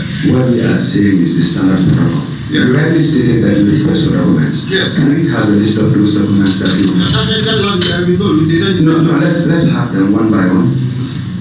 During the due diligence, which documentations did you request from Apogee? That's what I'm telling you. You have the due diligence we are talking about. We don't go far. No, the documents you've requested, the documents you indicated. Yeah. You said you requested documents from them and they provided. Can we have a list of those documents? Those are the registrations. There are registrations in Dubai. Registration. Can you please, what is asking you is to give us the list of those documents. Registration? No. Business registration and what? That's what I will tell you. What I will do is I will give you the documents that we have collected from them. No, I don't have the list here. Mr. No, allow me. I don't have the list. Chairman, just allow me. Mr. Yaro, you are the general manager of the depot. You must have general requirements for traders who want to deposit their fuel. Yeah. That doesn't have to be specific. Yeah. That is what I'm saying. So now, what do you want to know? Yeah. Let's put Apogee aside. Tell us what the general requirements are for international traders to deposit their fuel at the depot. That's exactly what I'm telling you. Okay, what I'm saying is that we don't. Let me give you a very important explanation here, so that you will understand. As far as these traders are concerned, they are independent people. These are people who can as well just sell their product to any customer here, and then the customer they bring the product and deposit it on behalf of the customer in the depot. In fact, there are traders who are bringing product to the terminal who have nothing to do with the terminal. You see, so it is in this light that we deal with these traders. We don't deal with these traders as people who we are holding here and we need to know everything about them. No, because they are independent. These are people doing business everywhere. They are not stationed with us. So as a result of that, let me just finish this. So you see, Mr. Foka, because it's in that light that we treat all these traders equally, the same way. In fact, we don't even get to the point of getting the registration of traders like Trafigura. The reason why I even went up to the length of asking for this registration is because of the way these people came here. But traders like others, Trafigura, we don't even have their registration. The reason for that is what I have just told you. Can I provide guidance, Mr. Yaro? Yes.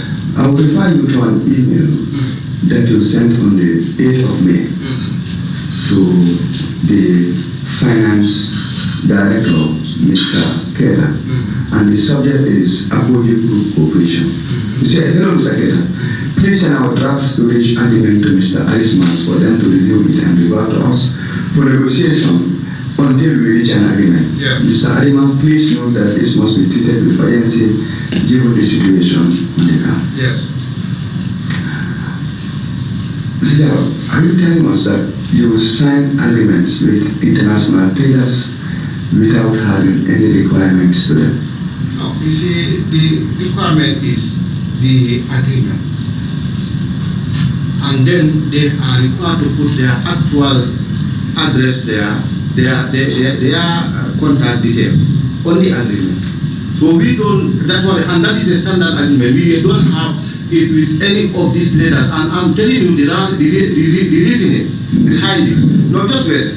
The reasoning, you allow me, we've had that. Yes. You allow me to do that because just under this will be my last question. So are you trying to tell the joint committee that anybody, the only qualification you need is to have fuel yes, and be a trader? yes.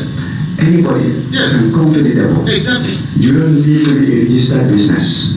You don't need to be a registered business anywhere. You have to be registered. How do you verify that? Well, how do you verify the credibility of your registration? No, you see, let me tell you, the reason is simply because you are already operating. Okay, Chair. I think we've got the substance. Yes, we've got the substance. Okay, so okay, I think we've got the substance with regards to the registration that Gam Petroleum would not verify it. So the agreement, Mr. Jalal, is it part of these documents? The substance is Gam Petroleum will not verify the registration of these companies, even though being registered company. The international traders. No, yes, they wouldn't verify it. Even though the condition is you must be a registered entity, but the credibility of that registration, Gam Petroleum would not do. Mr. Yaro, do we have the agreement enclosed in these documents here? Okay, Chair, I would propose we equally request for that agreement. I submit. No, the agreement. Yeah, the agreement that the email was referring to. That is the agreement between Apoli. Yes, and Gam Petroleum. Yes. Yeah, manager. Yeah, we provide it here. Yeah, we have it. Okay. Yes. Honorable, I think we'll be able to let's look at this once if there are requirements. If you have those documents with you, they will help us to do a fair work. Right. It will be important you give us the vessel name. You know. It's not only the document. Yes, the bill of lading that will also be important. Certificate of quantity and the certificate of quality. You try to provide us with that as well. Certificate of origin. Vessel experience report of the same vessel we're talking about. And the village report before and after discharging, you try to provide us with that. Out-of reports of the depots and surveyors. No, they have those. Yeah, they have only the vessel subject report that you said. What was vessel experience report? But vessel experience report. Vessel experience report. Yes, You have not corrected. No, you don't correct it. Okay. Will you please specify what is a vessel experience? Yeah, if you don't deal any document you don't deal with or you don't know, please exit, but provide us with all what I have said and it should be provided. And one of the out-of reports before and after surveys, please. And all other tanker documents for Aquaji and Greek energy. As far as I am concerned, let's need to Apoli. yes, Apoli. He is coming back to Greek energy. So now, yes, tentatively, let's read all the case on Apoli first. Yes, and Apoli stock report. Stock report for Apoli. So these documents are enough for establishment of any firms. These are enough. If they are not available, then something. But I think for verification, which documents are you referring to? These certificates and the various issues I'm requesting from them. Well, they are not part of the submission. Some of them are part. If some of the, so the orders that are not part of the submission, you can help us what is not part of the submission. So because I have requested the vessel name, the bill of loading, certificate of quality, certificate of quantity, certificate of origin, village report before and after discharging, out-on report, depot and surveyors, all other trunker documents for Apogee and Apogee stock report.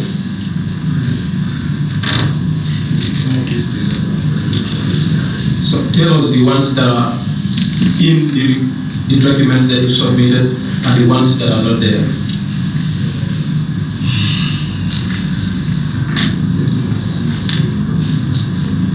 You've got the list of the request of documents he's referring to? Yes, I've got the list, I think. General Manager?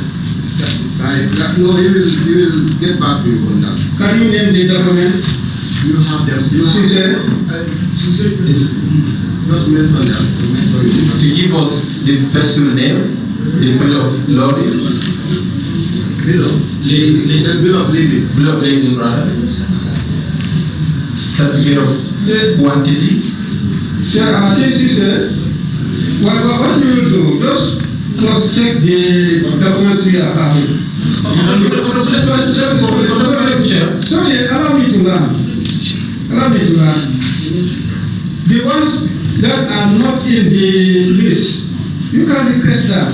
No, Honorable Chair, listen, we are not flagging. I have asked them questions and they directly most of that. I have requested documents. If they are part of the documents they have submitted, they will tell me this document is part of what we have submitted, and I will request for the remaining that is not there. So I think that has not done any contradiction. The other way around as well, because they have provided all those documents. But the honest is they have formally presented the ones that they have presented, and if there is anything that you feel is not there, you can fully request that. Yes, you can fully request that. But if they have already given, I don't think that will be actually consuming time for them to go through. But you can be doing that. If there is anything that you feel is not there, then you can request that. I'm not going to do that.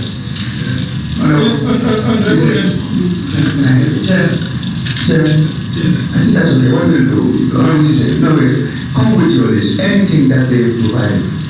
I've gone through their list. I will tell you what the remaining ones they can provide. Bring the entire list. No, it's, what you are doing is important for the community. No, that will be professional. Bring your list. Chair is not stopping you. He's just telling you the process. Yes. Okay? Now you can name the documents. List the documents. May I complain? Can you listen to me, Chair? Let me complain, Honorable Chair. Yes. Honorable CJ. Okay. Chair, proceed.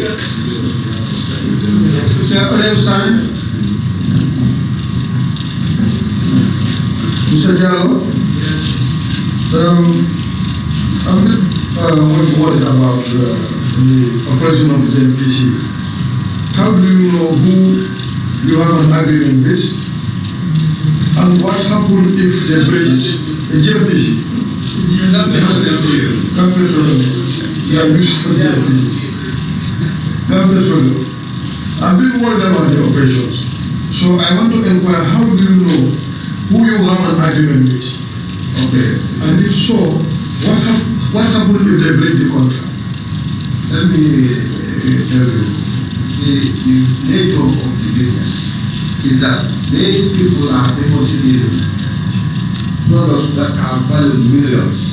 So how do we reach to the deposit? Just I'm coming. That's what I'm telling you. Most of them are established traders. They are already known. They are dealing with everybody. They are everywhere.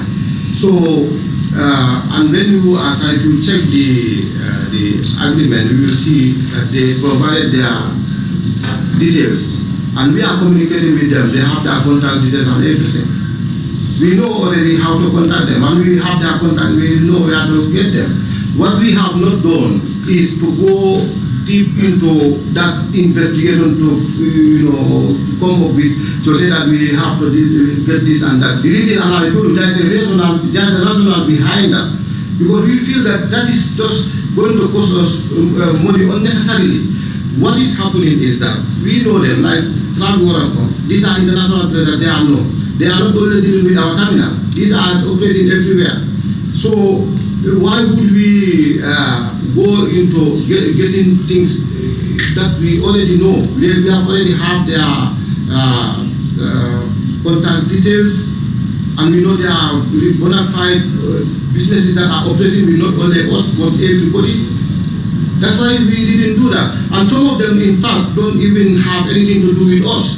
What they do is they just come and they bring product for their customer and drop it and go their way. Mr. Yalo, I want to emphasize. Yes. We know that the depot is in your custody. Yes. And you know your operations. And that's why we are requesting what are the criteria set for them to come and deposit their oil in your depot.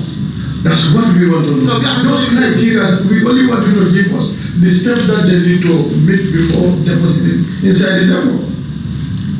That's what I'm telling you. The criteria we have is just for them to sign a storage agreement. That's the criteria. The one thing we will not allow them to do is to deposit product there without signing an agreement. Now, what the honorable member was insisting here on is that we need to know, and that's what we are also emphasizing, that we need to go further and know their identity. And I'm telling you that we know their identity because they are dealing with everybody. And because we don't see that relevant, you understand? Because we are the ones holding their valuable, not the other way around. That is why we don't care too much. It is we are holding their property. We are the ones holding their property. So it is us that have responsibility to account. Yeah. Yes. That's why we don't work a lot. How do you control their property? Is it after the agreement or before the agreement? It's after the agreement. After the agreement. Yes. And that is why we want to know that procedures to agree with them. How do you, in fact, how are you approached by approach? Okay, that's fine. That's another question. I already alluded to that. I told you. No, I'm coming.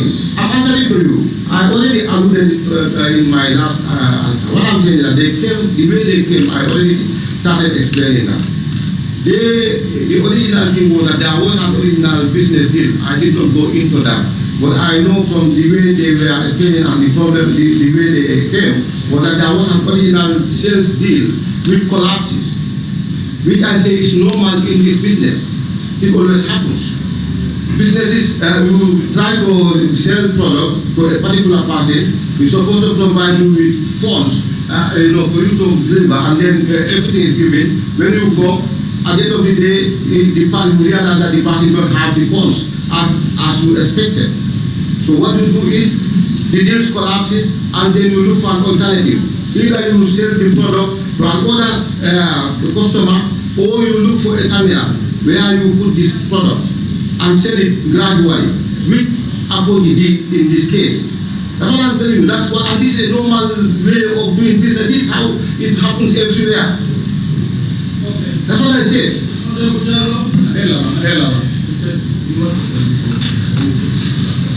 Yes, General Manager, I want to ask you these two questions. Apogee, is Apogee part of a well-known international trader? Second, can you tell us Apogee's identity? Well, I will provide you with the registrations in Dubai. And as I said again, let me reiterate. We don't see the need to pursue these people. Why? Because we are the ones who are holding their valuables. Do you understand the reasoning? We are the ones holding their valuables, not the other way around. If there is anybody to follow, it is us. You will deposit product that is worth millions with somebody. That's what I'm saying. So what we do is we try. For example, now let me question that. For example, if some of these traders are stolen fuel or whatever, how can they steal? No, just wait. You don't respond. Chair, I think you help the witness to understand our rules. Because if not, we'll just be moving in and out there. Yeah, well, when the member is asking question, you allow him to learn. Don't interject. Yeah, because my worry is you're saying that you're more concerned that you're having something of them here. You are holding, I can even say, let me just put in the correct sentence, millions of what is supposed to, but not them all the way around. So are you telling us that that is the benchmark of what you do in order to ascertain their well-being, not trying to know where are they from, the sources, and what are they bringing into the country? Even if it's going to be a boost, or you don't mind about that. So far, you have something. That is not what I'm saying, but let me clarify. Yeah, because it seems as if... No, wait. Let me answer. Because the reason why I asked you, let me answer that. had asked certain things. What do we need? Okay, now let me answer. Yes. Let me answer that one you have. You raised the question. Let me answer it. Let me answer it. Allow him to answer. Yes. If you I have am going to answer. you can ask. So what I'm saying is that you are missing two things. So following the product is not the same as following the owner of the product. I have not told you that we don't follow the product. What I told you is that we don't follow the owner of the product. We already know his details. So you only follow the product? Wait, I'm coming. I'm coming. You have to listen to me. Otherwise, you are not understanding what I'm saying. What I'm saying is, following the product is a different matter. The person bringing the product, what we need from you is the contact details and your General Manager. Yes. Don't address him. Yes. Okay. All right. So now, once we have that, the product is another matter. Now, before we accept the product, that's what. If you have asked me that, then I will tell you the rigorous process that we follow in dealing with the product. You see, so that is a different issue altogether. When it comes to the product, that is where we do our real work, and also the vessel. You know, the vessel that is bringing the product. We look at all those things. So we have to make sure that in this case, for example, let me use Apodi as an example. Apodi's the circumstances in which they came to the depot made us to do things that we don't normally do with traders. Like, for example, before we accept the product, we have to send a team. Can you clarify that? Yeah. No, what I'm clarifying. The circumstance of Apodi made you to do certain things that you don't do with. No, I'm saying because we did. Sorry, yeah. I think I want clarification on that. Mm-hmm. The circumstance made you to do things that you don't do with others. No, with others, I said. With others? Others. With others? Yes. What are those that you did with Apodi that you don't do with others? That is exactly what I was going to explain. Yeah, can you go to that point? Yes, so what I'm saying is that we went to the extent of making sure that our team boarded that vessel before, while it is at buoy number 1, before it even came to our CBM. We told them that we have to go and take samples of this product while the vessel is there, before we even allow it to come to our CBM, to make sure that we verify this product and see that it is up to standard. Otherwise, we will not even venture into getting into allowing them to come to our terminal. So the product, when it comes to the product, we are very vigilant with that. That is what we are after. You see, because that is what we are going to take charge of. And we need to know what this product is all about. That's where we make our duty, and that is the control where we hold, not the person. We make sure that what we are bringing is good and it is within the standard before we accept. So we did that because when we are satisfied that the product is really a clean product and everybody can testify that. When that product came, it changed the whole aspect that was happening in the country at the time. We have proof of that. The product was the best quality that we had here. So we were satisfied with that. But when it comes to Apodi, I told you, we are at the end of the day, we are holding your product, your property. It's up to you to follow us. You know, that is the mindset, that's the concept. It is up to them to follow us. We don't have to waste our money and resources for something that is, we are holding your valuable, so it is for you to you know, do your duty. Yes, I think the general manager is not answering my question. He's not answering my question. These are things that I believe could be of help, because the reason why I ask Apoji, because he's also using Apoji as its main market in this issue. The reason why I ask for him, maybe generally use in his position, and also Gam Petroleum could be able to at least tell us, is Apoji part of well-known international traders? These are simple for that. I think he should be able, and also we want him to tell us the identity.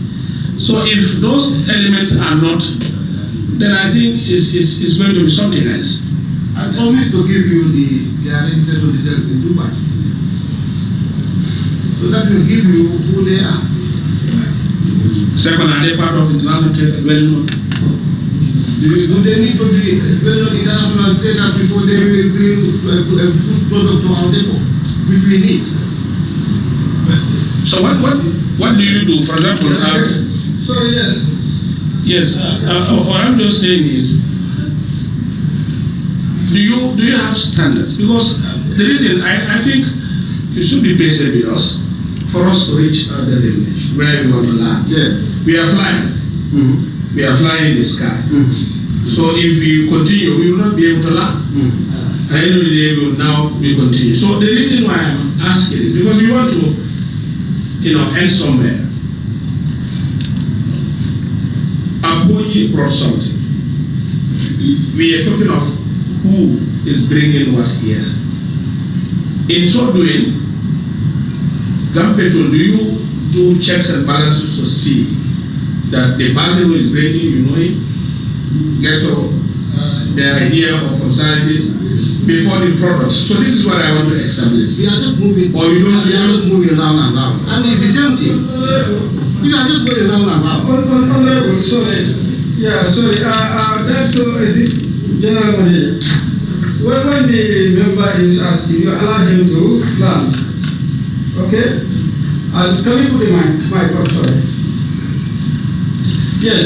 I think we have what is called the wallet application guideline. General Manager, I want to believe the requirement for applicants to meet should be in that guideline. Yes. Okay? Am I right? Chairman, Yes? Chairman, sorry, let's not assume. No, I'm not put that question to me. We have to finish this point. Yeah, that's what I'm coming to. Honorable give us point. It's time to make reference to knowing the background of the company. And again, also more. I want to also. Honorable giver. Yes. Is that the case? Yes. Yeah, and then what I'm trying to allude is whether what you call the wallet application guideline address the requirements that a company would need for the application. Is that what you mean? Sorry, can you answer that question? What I'm saying, we have our application guideline. And that one get all the requirements that applicant will need. That is important for the application as far as our relationship Is concerned. Yes. Okay. And that is basically centered around the product. Okay. That's what I'm saying. That's okay. That's okay. That's what I want to establish. Yes. We want them to understand that. You want to Yes, follow up? just a clarification and a follow-up before Honorable Jami comes.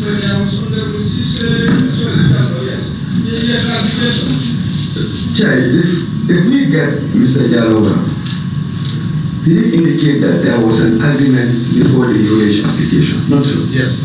So the conditions of the agreement pertains to the credibility of the organization, and the UH is to the quality of the product. Now, the UH is space. Once you have the space, the product comes and then you look at the quality. So only testing we are seeing is with regards to the quality. And the questions of the members is with regards to the credibility of Apodi. So that's why, with regards to that clarification, I want to ask Chair. I will take the rules for once. Can I complete, Chair? Yes, to Mr. Yaro. Mr. Yaro, who are the facilitators of Apodi? Okay. I will repeat myself again.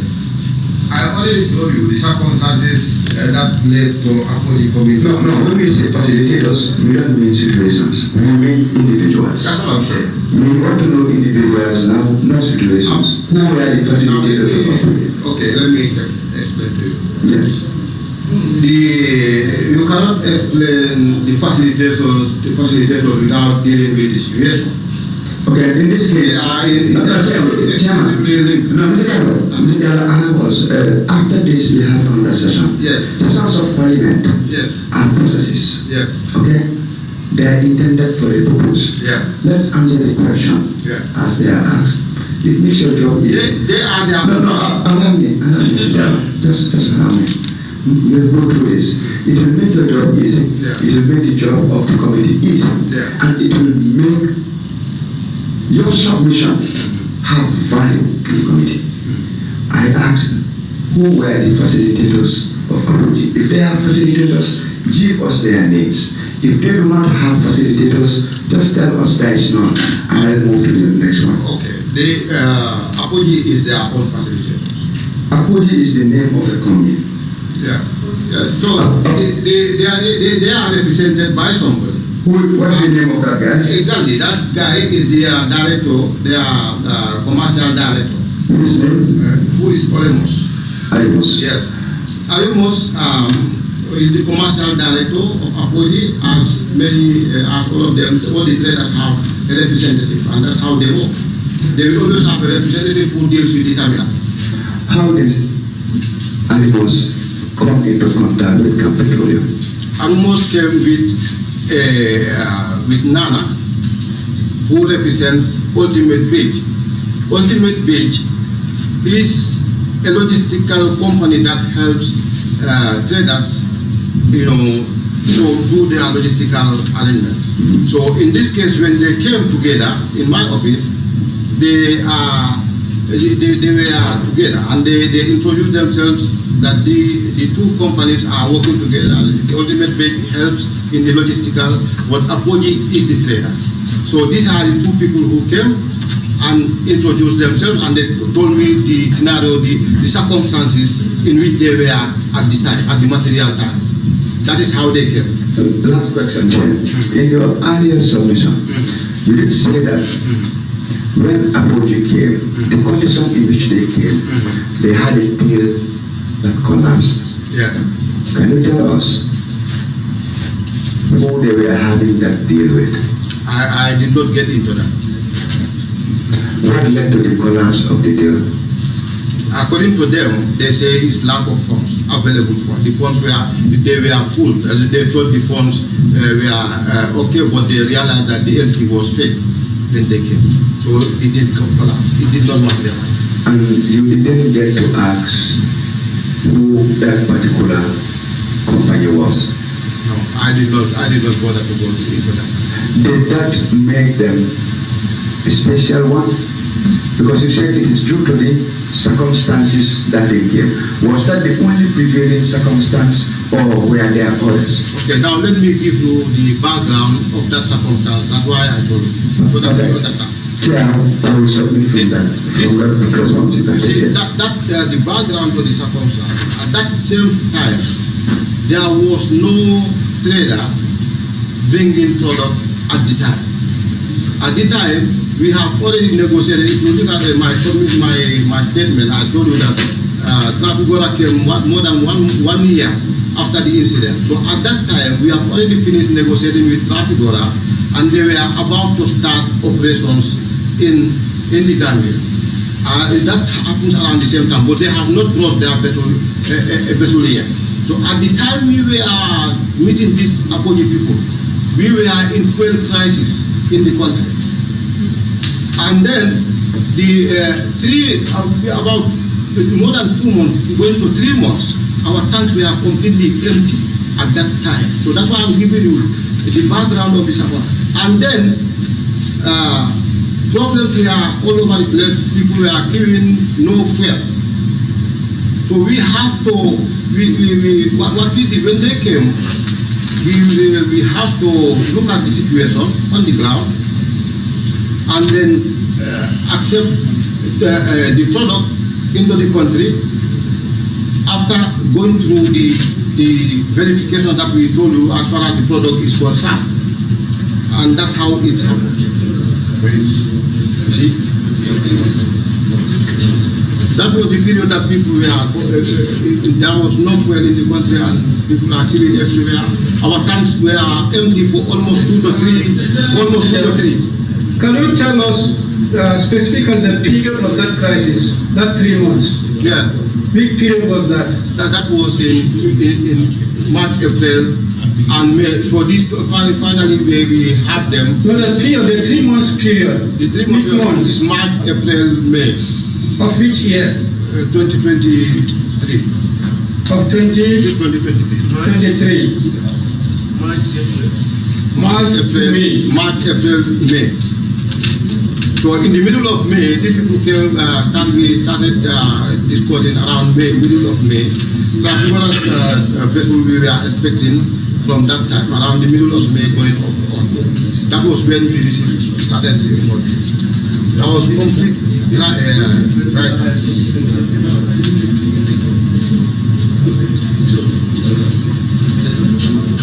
Chair, can I comment? Chairman. Yes. Just a follow-up.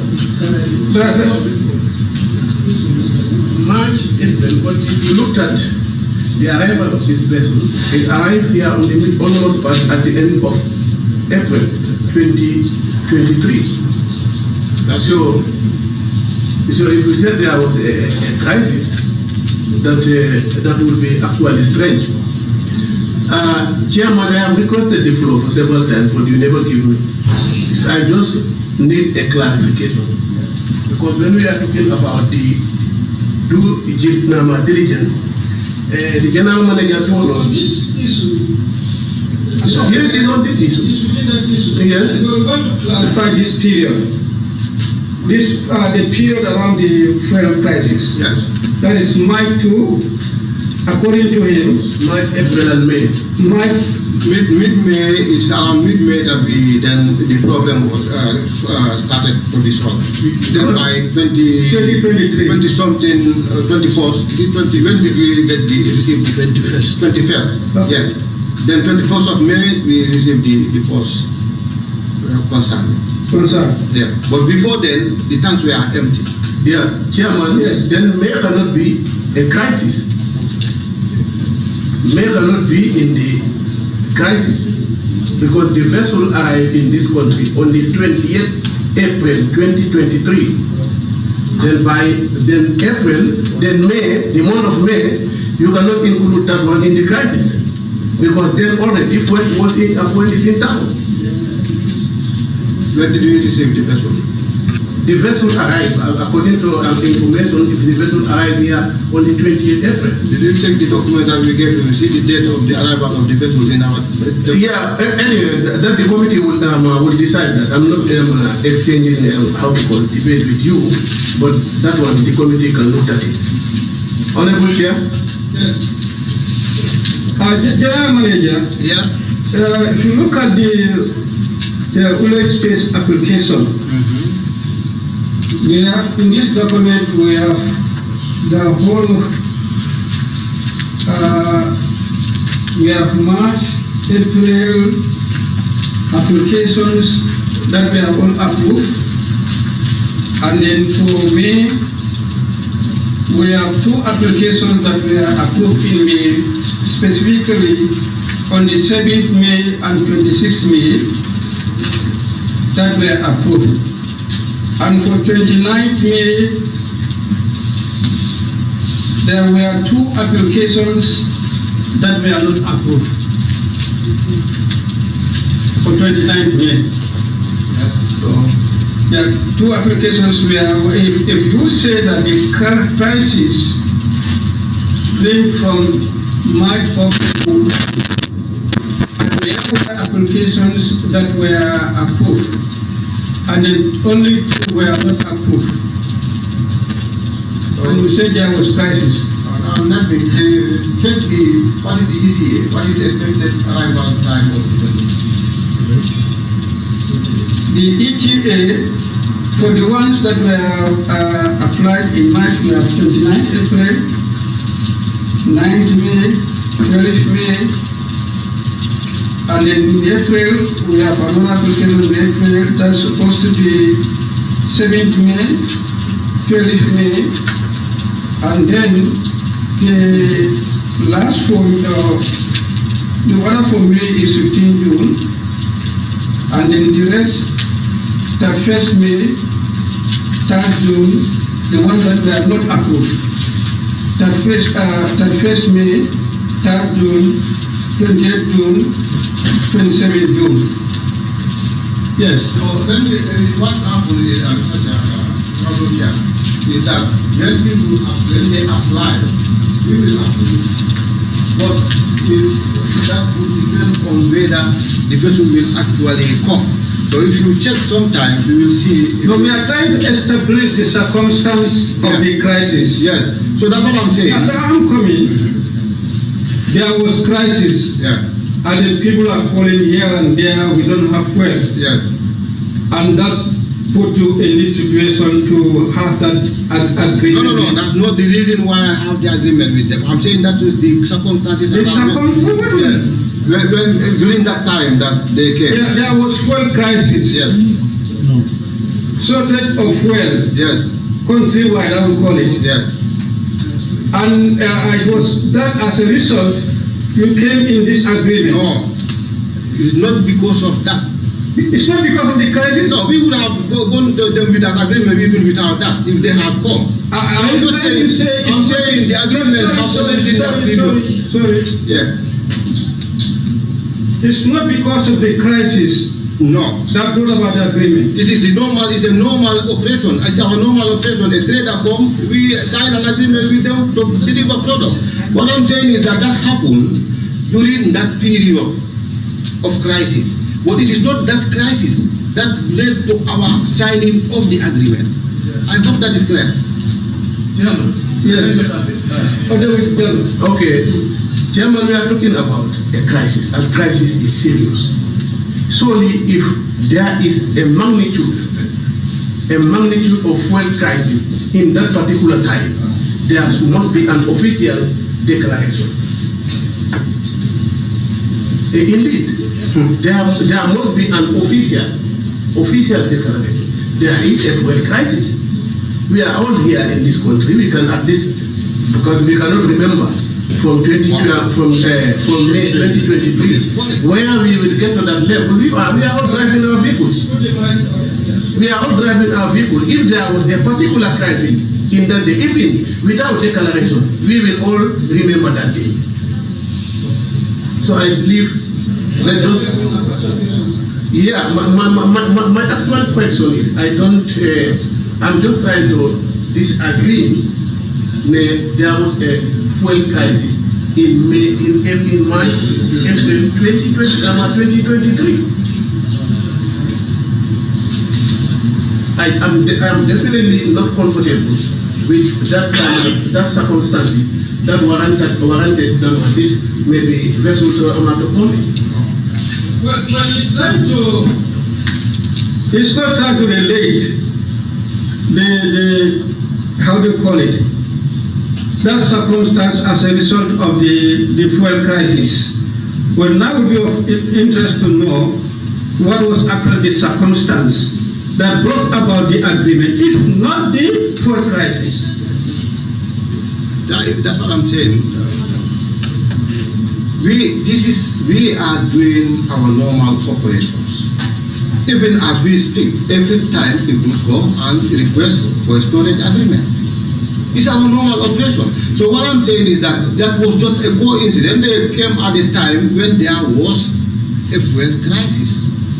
But I'm not saying that we signed that agreement because of that we don't have fuel. It is up to today, even if our tanks are filled up, if a trader come and they express interest in signing with us a storage agreement, we will sign. That's what I'm trying to tell you. This is our normal operations. You know, but I'm not trying to tell you. General Manager, you were record about this application, the prevailing circumstance. I think you were on that. The prevailing circumstances necessitated that agreement. I've never said that. You've never said so. I'm just giving you the time that was happening. What were the circumstances? That's what I was saying. It was. I'm not saying it is circumstances. Sorry. Yes. When you came to do the clarification regarding the question posed by Honorable Fofana, that was when you brought this issue of the food crisis. Yes. I want to believe to substantiate that prevailing circumstance. Yeah. That was my understanding. Yeah, so what I'm saying here is, let me clarify one something. Yes. This thing, I'm not saying it's because of that circumstance that we sign. I'm just saying we had this conversation, this discussion during that period. Do you understand? The agreement with Apoji took place during the time when there was a fuel crisis. I'm not saying it is the fuel crisis that led to the agreement that we have. This is what I want to do. Would it be correct to say when there are applications in that period, I'm coming, applications in the period, some were approved and others were not approved? Yes. Would it be correct to say there was fuel crisis at that time? Okay, let me clarify. Yes. We approve and disapprove based on the capacity that we have. If somebody apply for so much, the other person apply for so much, the other company apply for so much, we add all that. We look at the capacity, we know, okay, now we have allocated the space that we have available. So anybody who apply, whether or not the vessels come, when somebody apply, we have already allocated the space. Remember, this is space that we are allocating, we are not telling that the fuel is there. We have already allocated you this space, this one also is allocated your space. It's not like when you have shops. You see, when you allocate the space, even if the product is not put in the space, you have already allocated it. So when somebody apply, you will say, well, I've already allocated, there is no space. And that's why you reject. That does not mean that there is fuel in the tanks. So you still maintain the position that that period, May to May, there was fuel crisis? Yes. You maintain that position? Yes. Okay. So, Chairman, I think what we need to establish, Gam Petroleum is not only or the only storage facility in the country. They might like fuel at their table, but GPS also is there. That is a storage facility. So Gam Petroleum lacking fuel in their tank, that doesn't mean there is no fuel in the country, because there is another storage facility. So yeah, my argument is they cannot base because of their tanks are empty.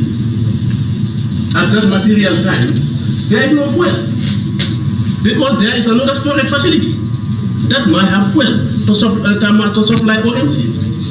I think that's one part. Now he just maintaining his position that there was fuel crisis. That is assertion.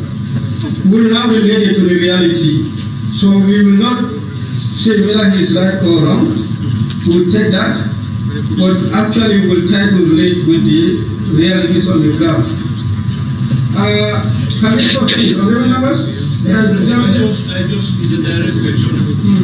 Yes, please. Thank you very much. I just want to establish one thing, whether Apodi was registered illegally through the company of register, or they only registered with No, sorry, I think. No, yes, it's okay. No, we have a pattern. It will come to that. No, yes, sir. It's not bad at this point. We are thinking about no, I want to establish something. Yeah, I understand. But there's a pattern. If we get to it, it will come to your picture. Because what happened, we are taking too much of time in terms of push and pull. And the general manager, I want to inform him that these are parliamentary inquiries. We need to be cooperative and we need facts. So, because the only way we can get these facts is not about you or anyone, but today you are the one responsible. And I was a little bit disappointed when I heard from your own submission that you don't care to find out where these people come from or whatever.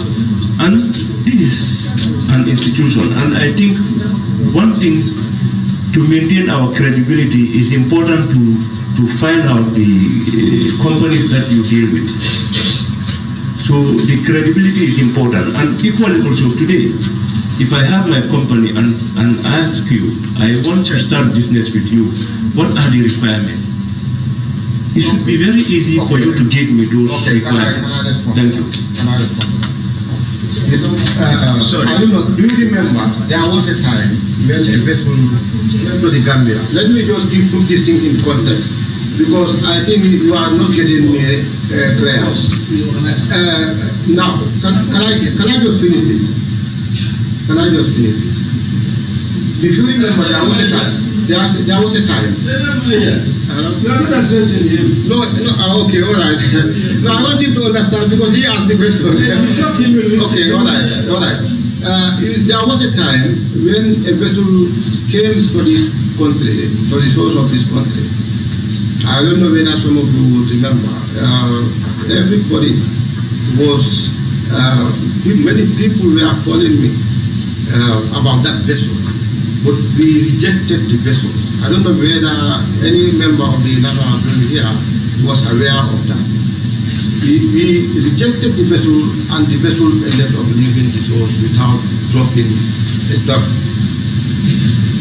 The reason for that was simply because when we look at the vessel details, which we always tell you is our concern. For us, the way what we normally focus on is the vessel that is carrying the product and the product that it is carrying. Once we are not satisfied with these two, we don't accept any vessel here.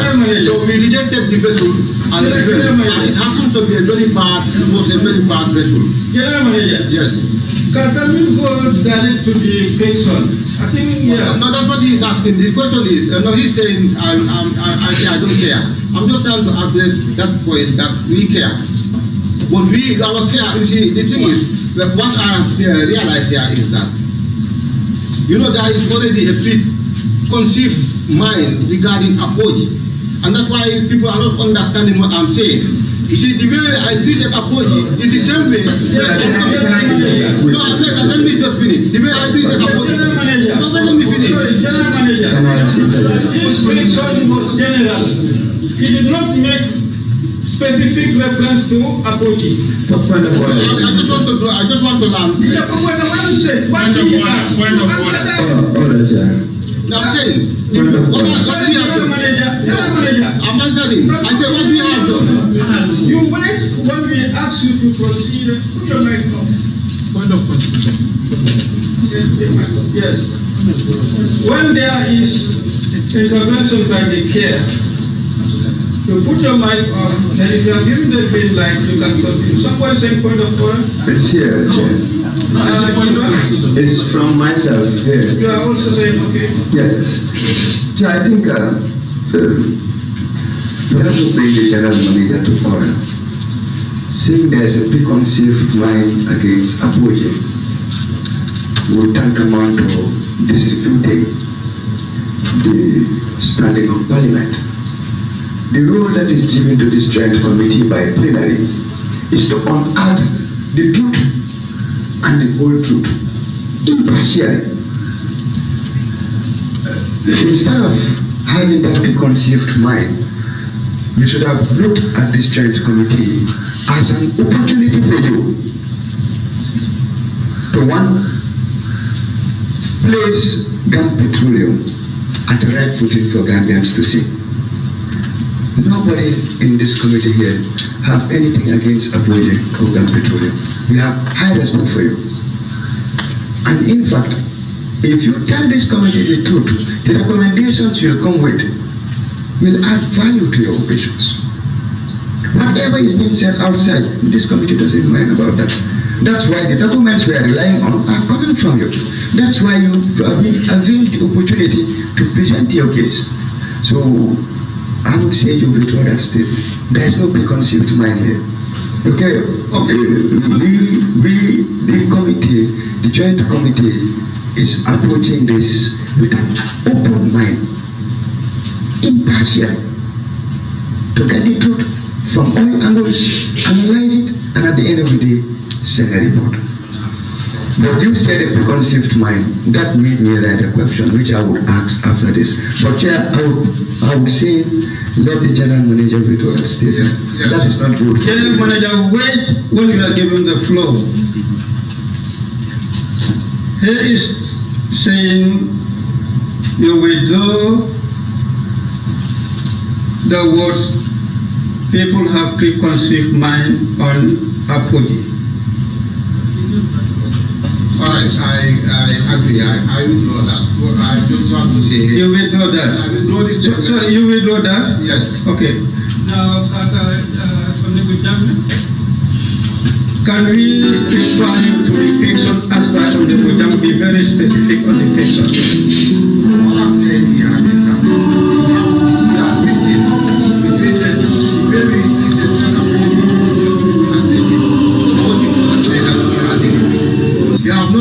what we have not done for any of the traders. So what I'm saying here is that as far as the individual trader is concerned, we don't delve too deep into that, like I said before.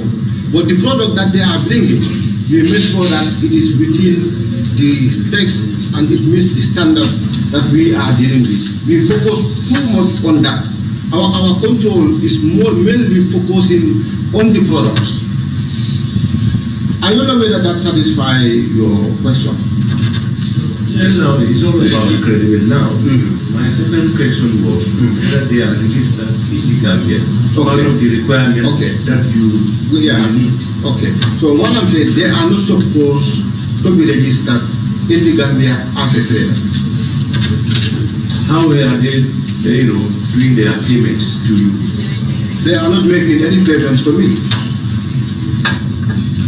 No. His question was where they were registered in the Gambia. Yes or no? They are not. Whether they are registered in the Gambia. In the Gambia is not to my knowledge. If they are registered also, it is not part of. No. His question is: are they registered in the Gambia? No, I think it's whether they're supposed to be registered. No. Are they registered in the Gambia? Apology FC is not registered in the Gambia. Okay. But do you want to General Manager, that's the question. If it's answered, you wait. If you are supplementary, you ask. So meaning, it's like today, I want to do business with you, so I don't need to have any registration certificate to require me for me to compete with you. Okay. All right. Let me clarify here. I can see why he's asking the question, and that's why I want to explain in detail so that you will understand. You see, what is happening is that I've already put it. The depot, the terminal, the tanks are operating under a bonded warehouse concept. The traders who are bringing products into the terminal do not need to register in the Gambia or have importation license to do so. And that is the reason why, that's exactly the same reason why I am telling you that we are not focusing into these too much details of looking into. That's why even at the national level, traders are coming because we are interested in the product that they are bringing. So because of that, we are not focusing too much into the particular listing of the trader. They are not supposed to register in the country because they are not operating in the country. These people are not operating in the Gambia. They are operating at the border. We want this thing to be clear. There is what we call a bonded warehouse concept. Now, all the traders, it's not only a body, all the traders that are bringing their product into the country have not registered in the country and do not have importation license. That is why I am saying what you see on Apodi is the same thing that is happening with Trafigura and with others, with all the other traders. It is the same procedure. That is the system. What we are saying is that once you need to bring product, all you need to do is it's like somebody standing in the international waters with a vessel. And you want to sell, you can sell, people can buy while you are there. You don't even come to the Gambia with your vessel, people will contact you there and they buy. You bring it for them here and dump it in a terminal and you go. So this is what we are trying to say. We need to understand the nature of the business so that we will get to this. Well, yes, so how do you establish the credibility of these companies that you deal with? Because I know you do not invite or allow any company to work with without credibility. So how do you judge their credibility before you go into agreement with them? What is important here? The trader is trading with people. Like for example, if I give you an example, while we are now talking about Apodi sent 30,000 metric tons not too long ago and sold it to Petrosen in Senegal. So I'm just trying to tell you, and they were registered in Sierra Leone before, while they were here, they went to Sierra Leone and registered as well in a terminal. So what I'm trying to tell you is that these are people who don't need to establish themselves in the country to bring their product. They don't need to. That's the nature of this business. So why would you be looking into credibility? Our main focus is the product that they are bringing. Is it in good condition? Is the product suitable for our consumption? Is it in line with our standards? This is what concerns us.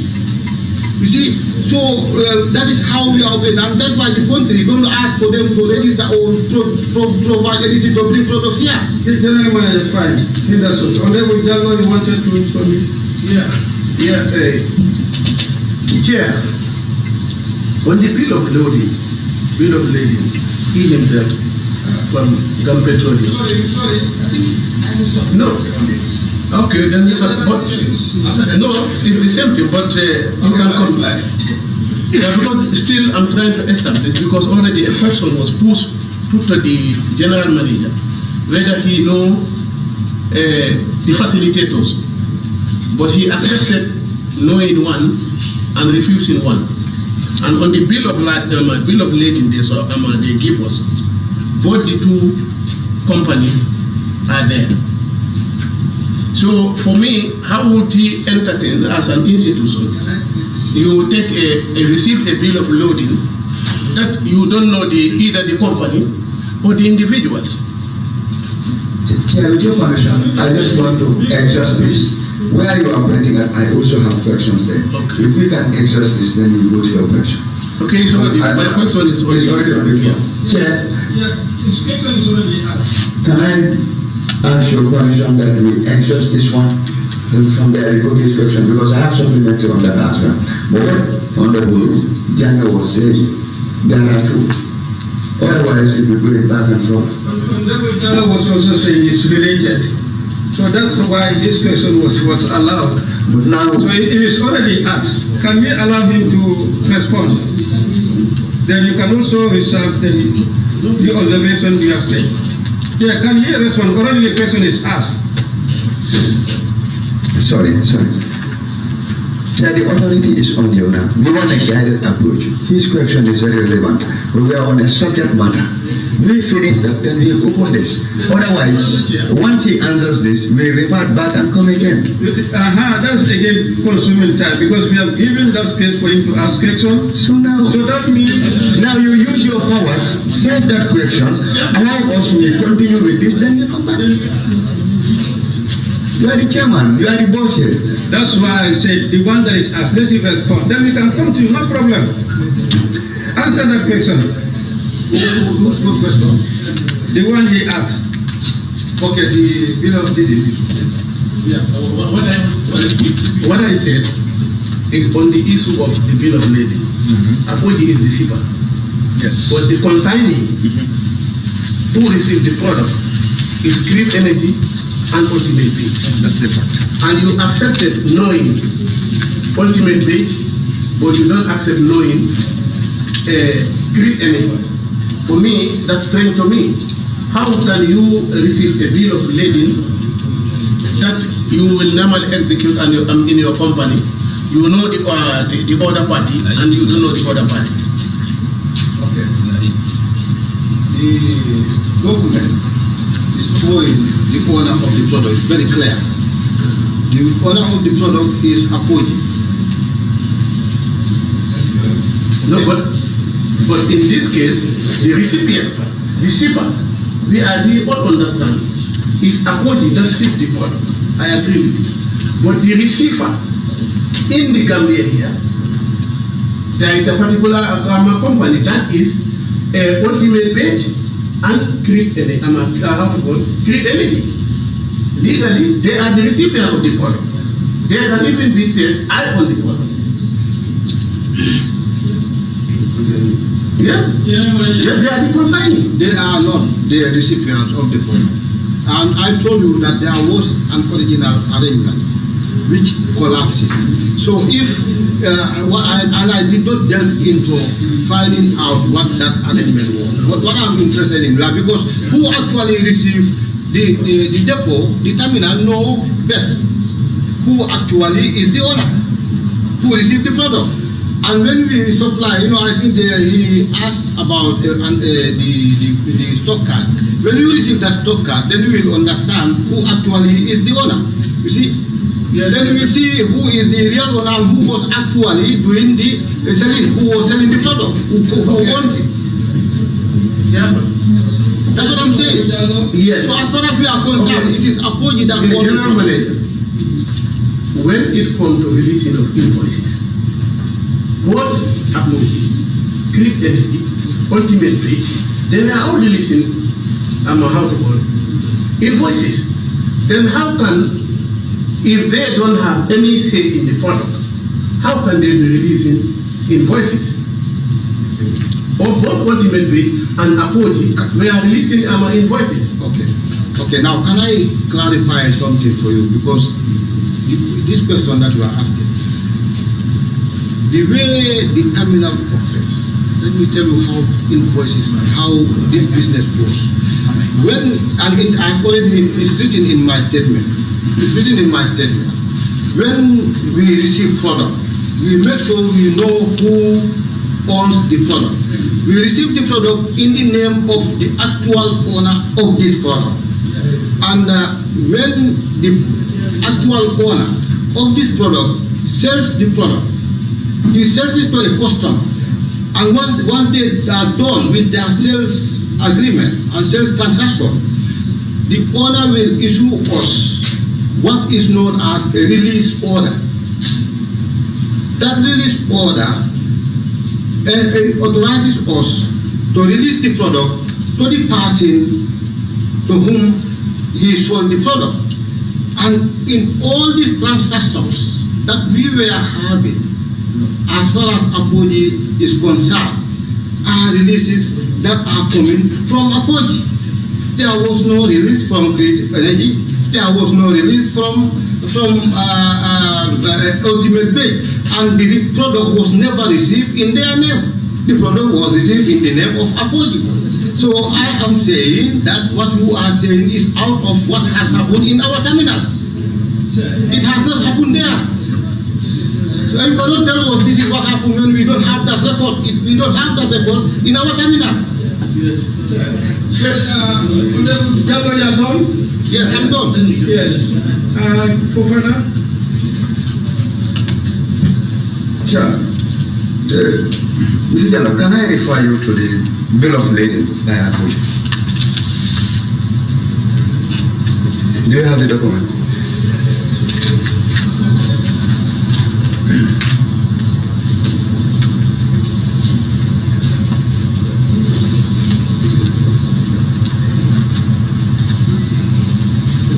The bill of lading that have the entire quantity of 36,000 metric tons.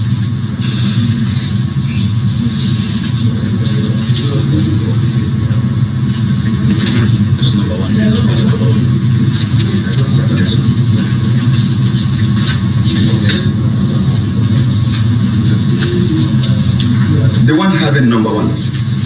They are number one. Yeah. Was that document part of your submission? Yes. Can you take us through who is the shipper? The shipper is Apodi FC. Your mic. The mic. Sorry. Who is the shipper? Apodi FC. Who is the consignee? Consignee is the ultimate bed logistics. Let's continue with the entire address. And then notify address. No. Consignee. Ultimate bid. Logistics. Address of ultimate bid. The address is at G Street, Community 4, Tema. PO Box CO99, Tema, Care of Creek Energy Limited, the Gambia. Then let's proceed. Kololi, Senegambia.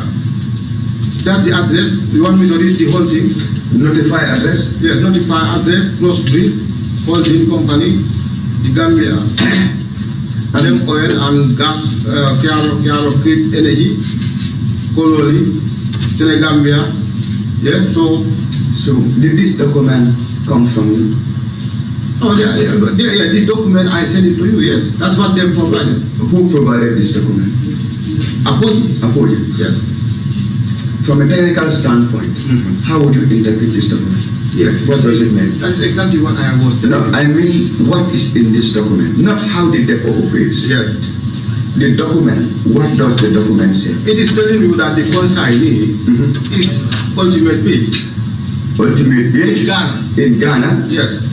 Care of Creek Energy.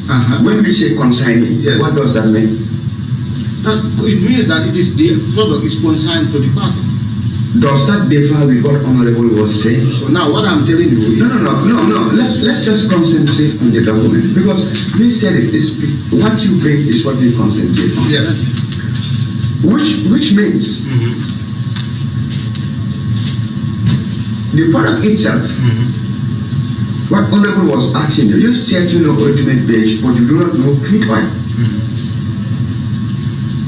And if at all this document is anything to go by, it is substantiating the fact that as of 8th of April 2023, there was no company in the Gambia called Ultimate Base. The only company we have in the Gambia was crude oil. Is that true? That Ultimate Base was not registered before 8th of April. That in fact their facilitator, the facilitator of Apodi in the Gambia, as at the 8th of April was crude oil. Is that true? Because that's what the document is saying. Is that true? I'm asking a question. Is it true that Ultimate Beach was not registered before 8th of April? Well, I cannot tell because I don't know when they registered.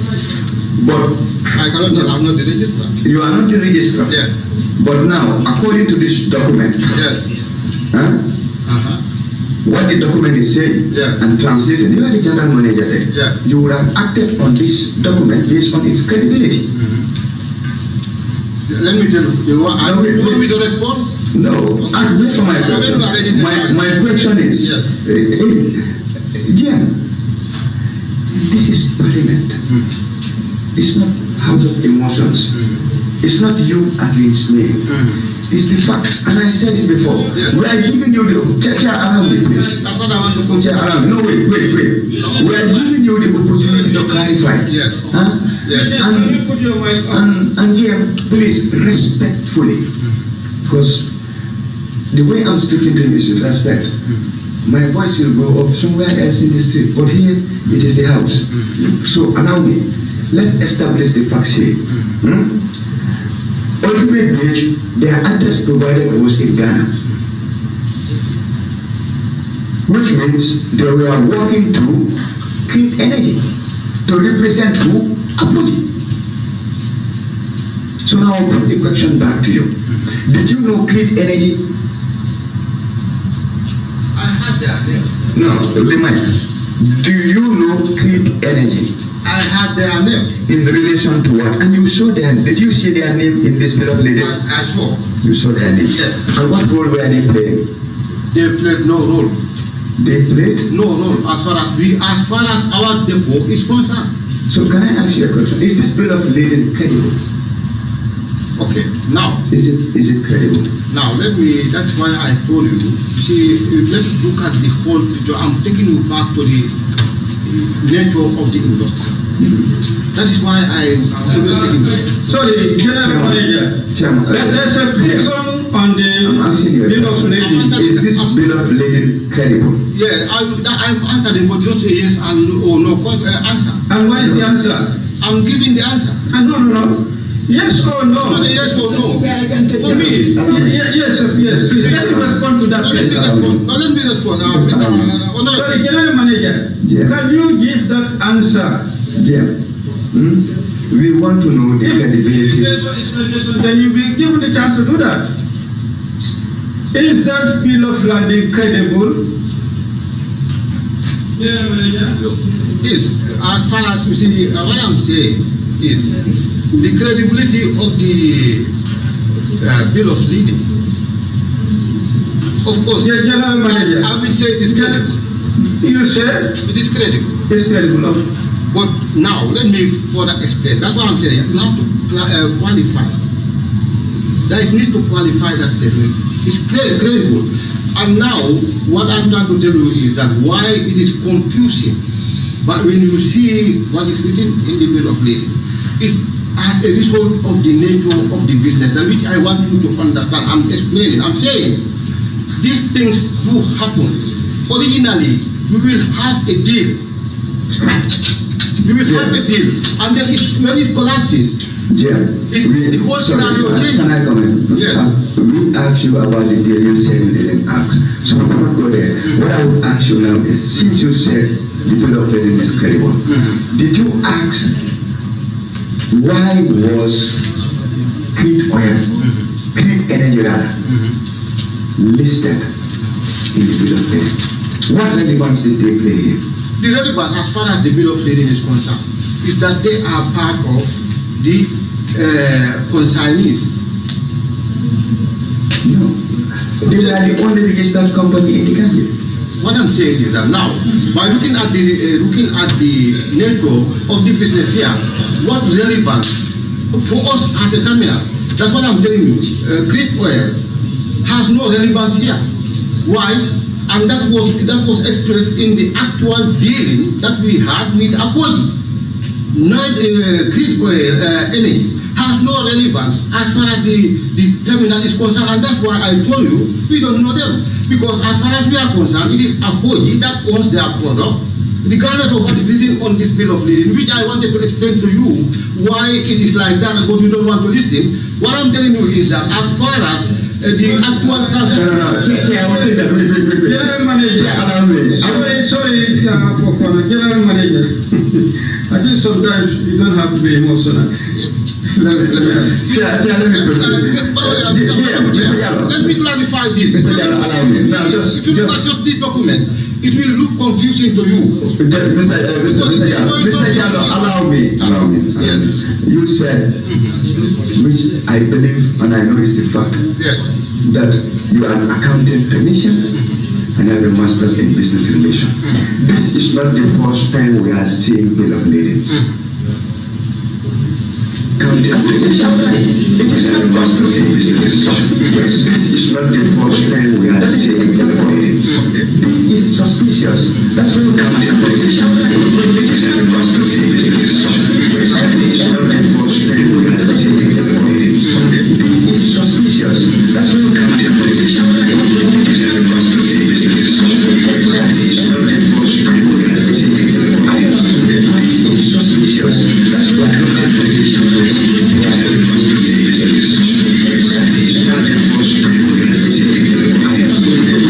Suspicious.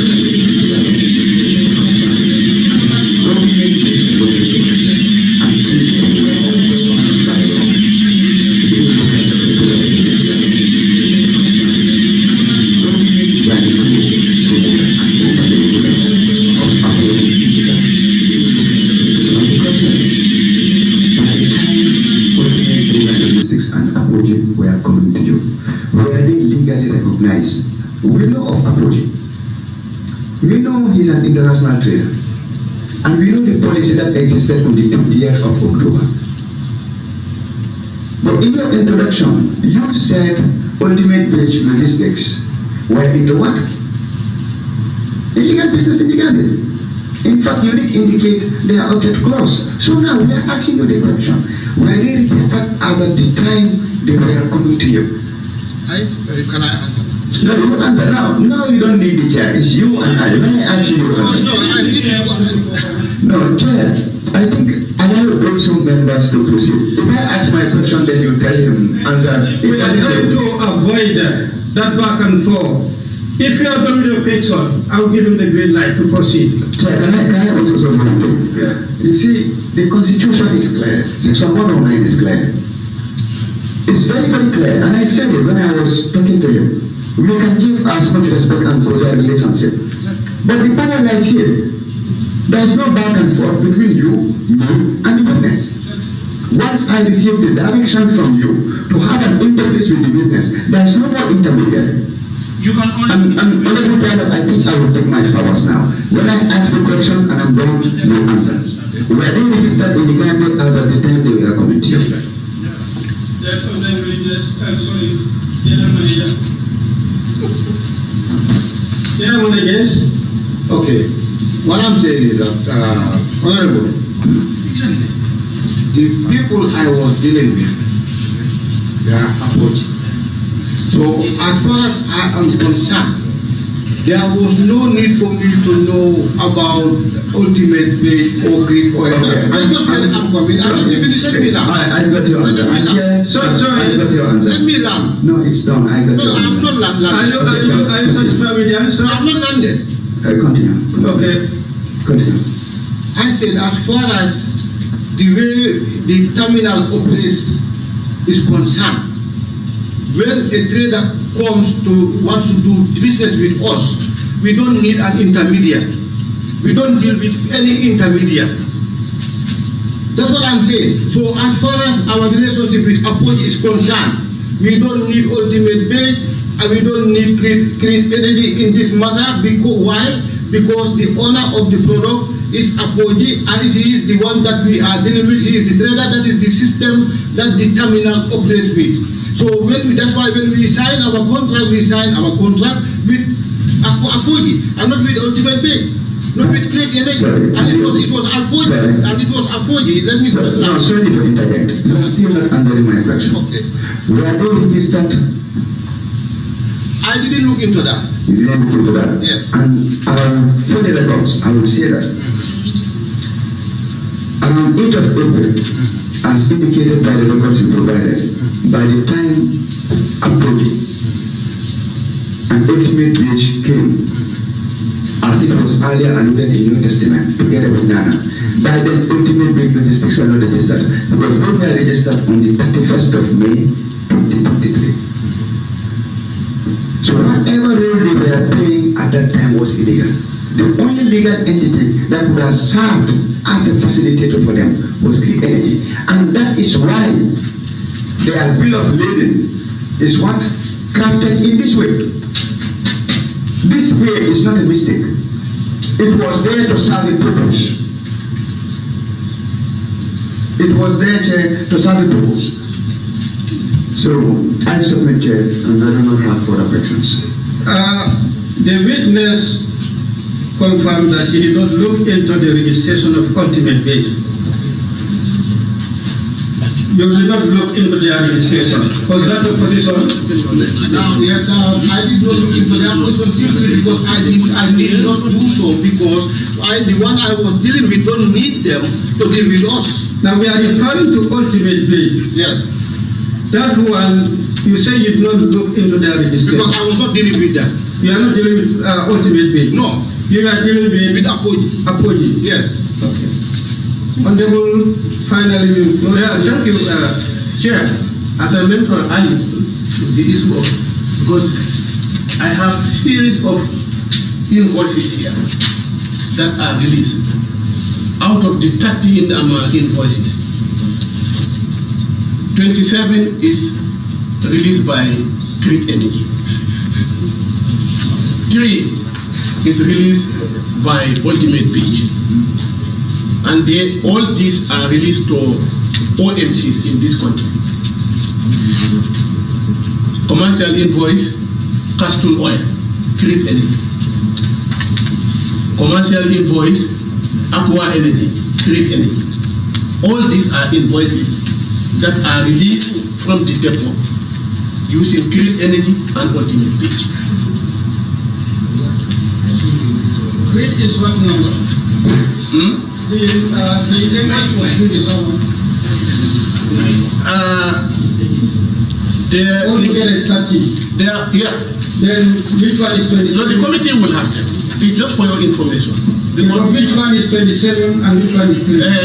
Ultimate Beach is 3, only 3. The remaining 27 is 3. Okay. Yeah. Honorable members, as indicated earlier on,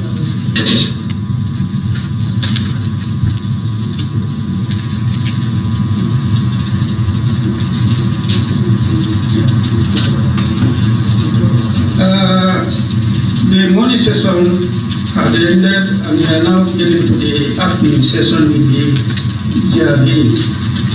And we have not exhausted the sections that we have for Gam Petroleum, the general manager. We will schedule them to reappear before the committee.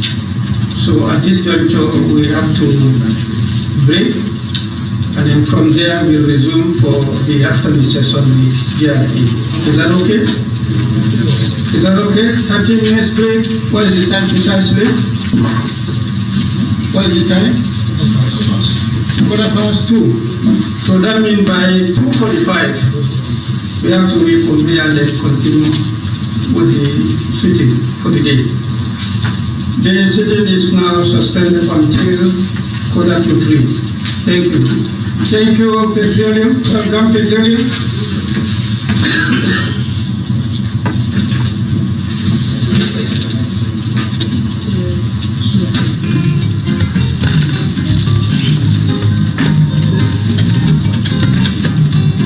Sorry, put the mic off. There is lunch, witness. We have lunch at restaurant.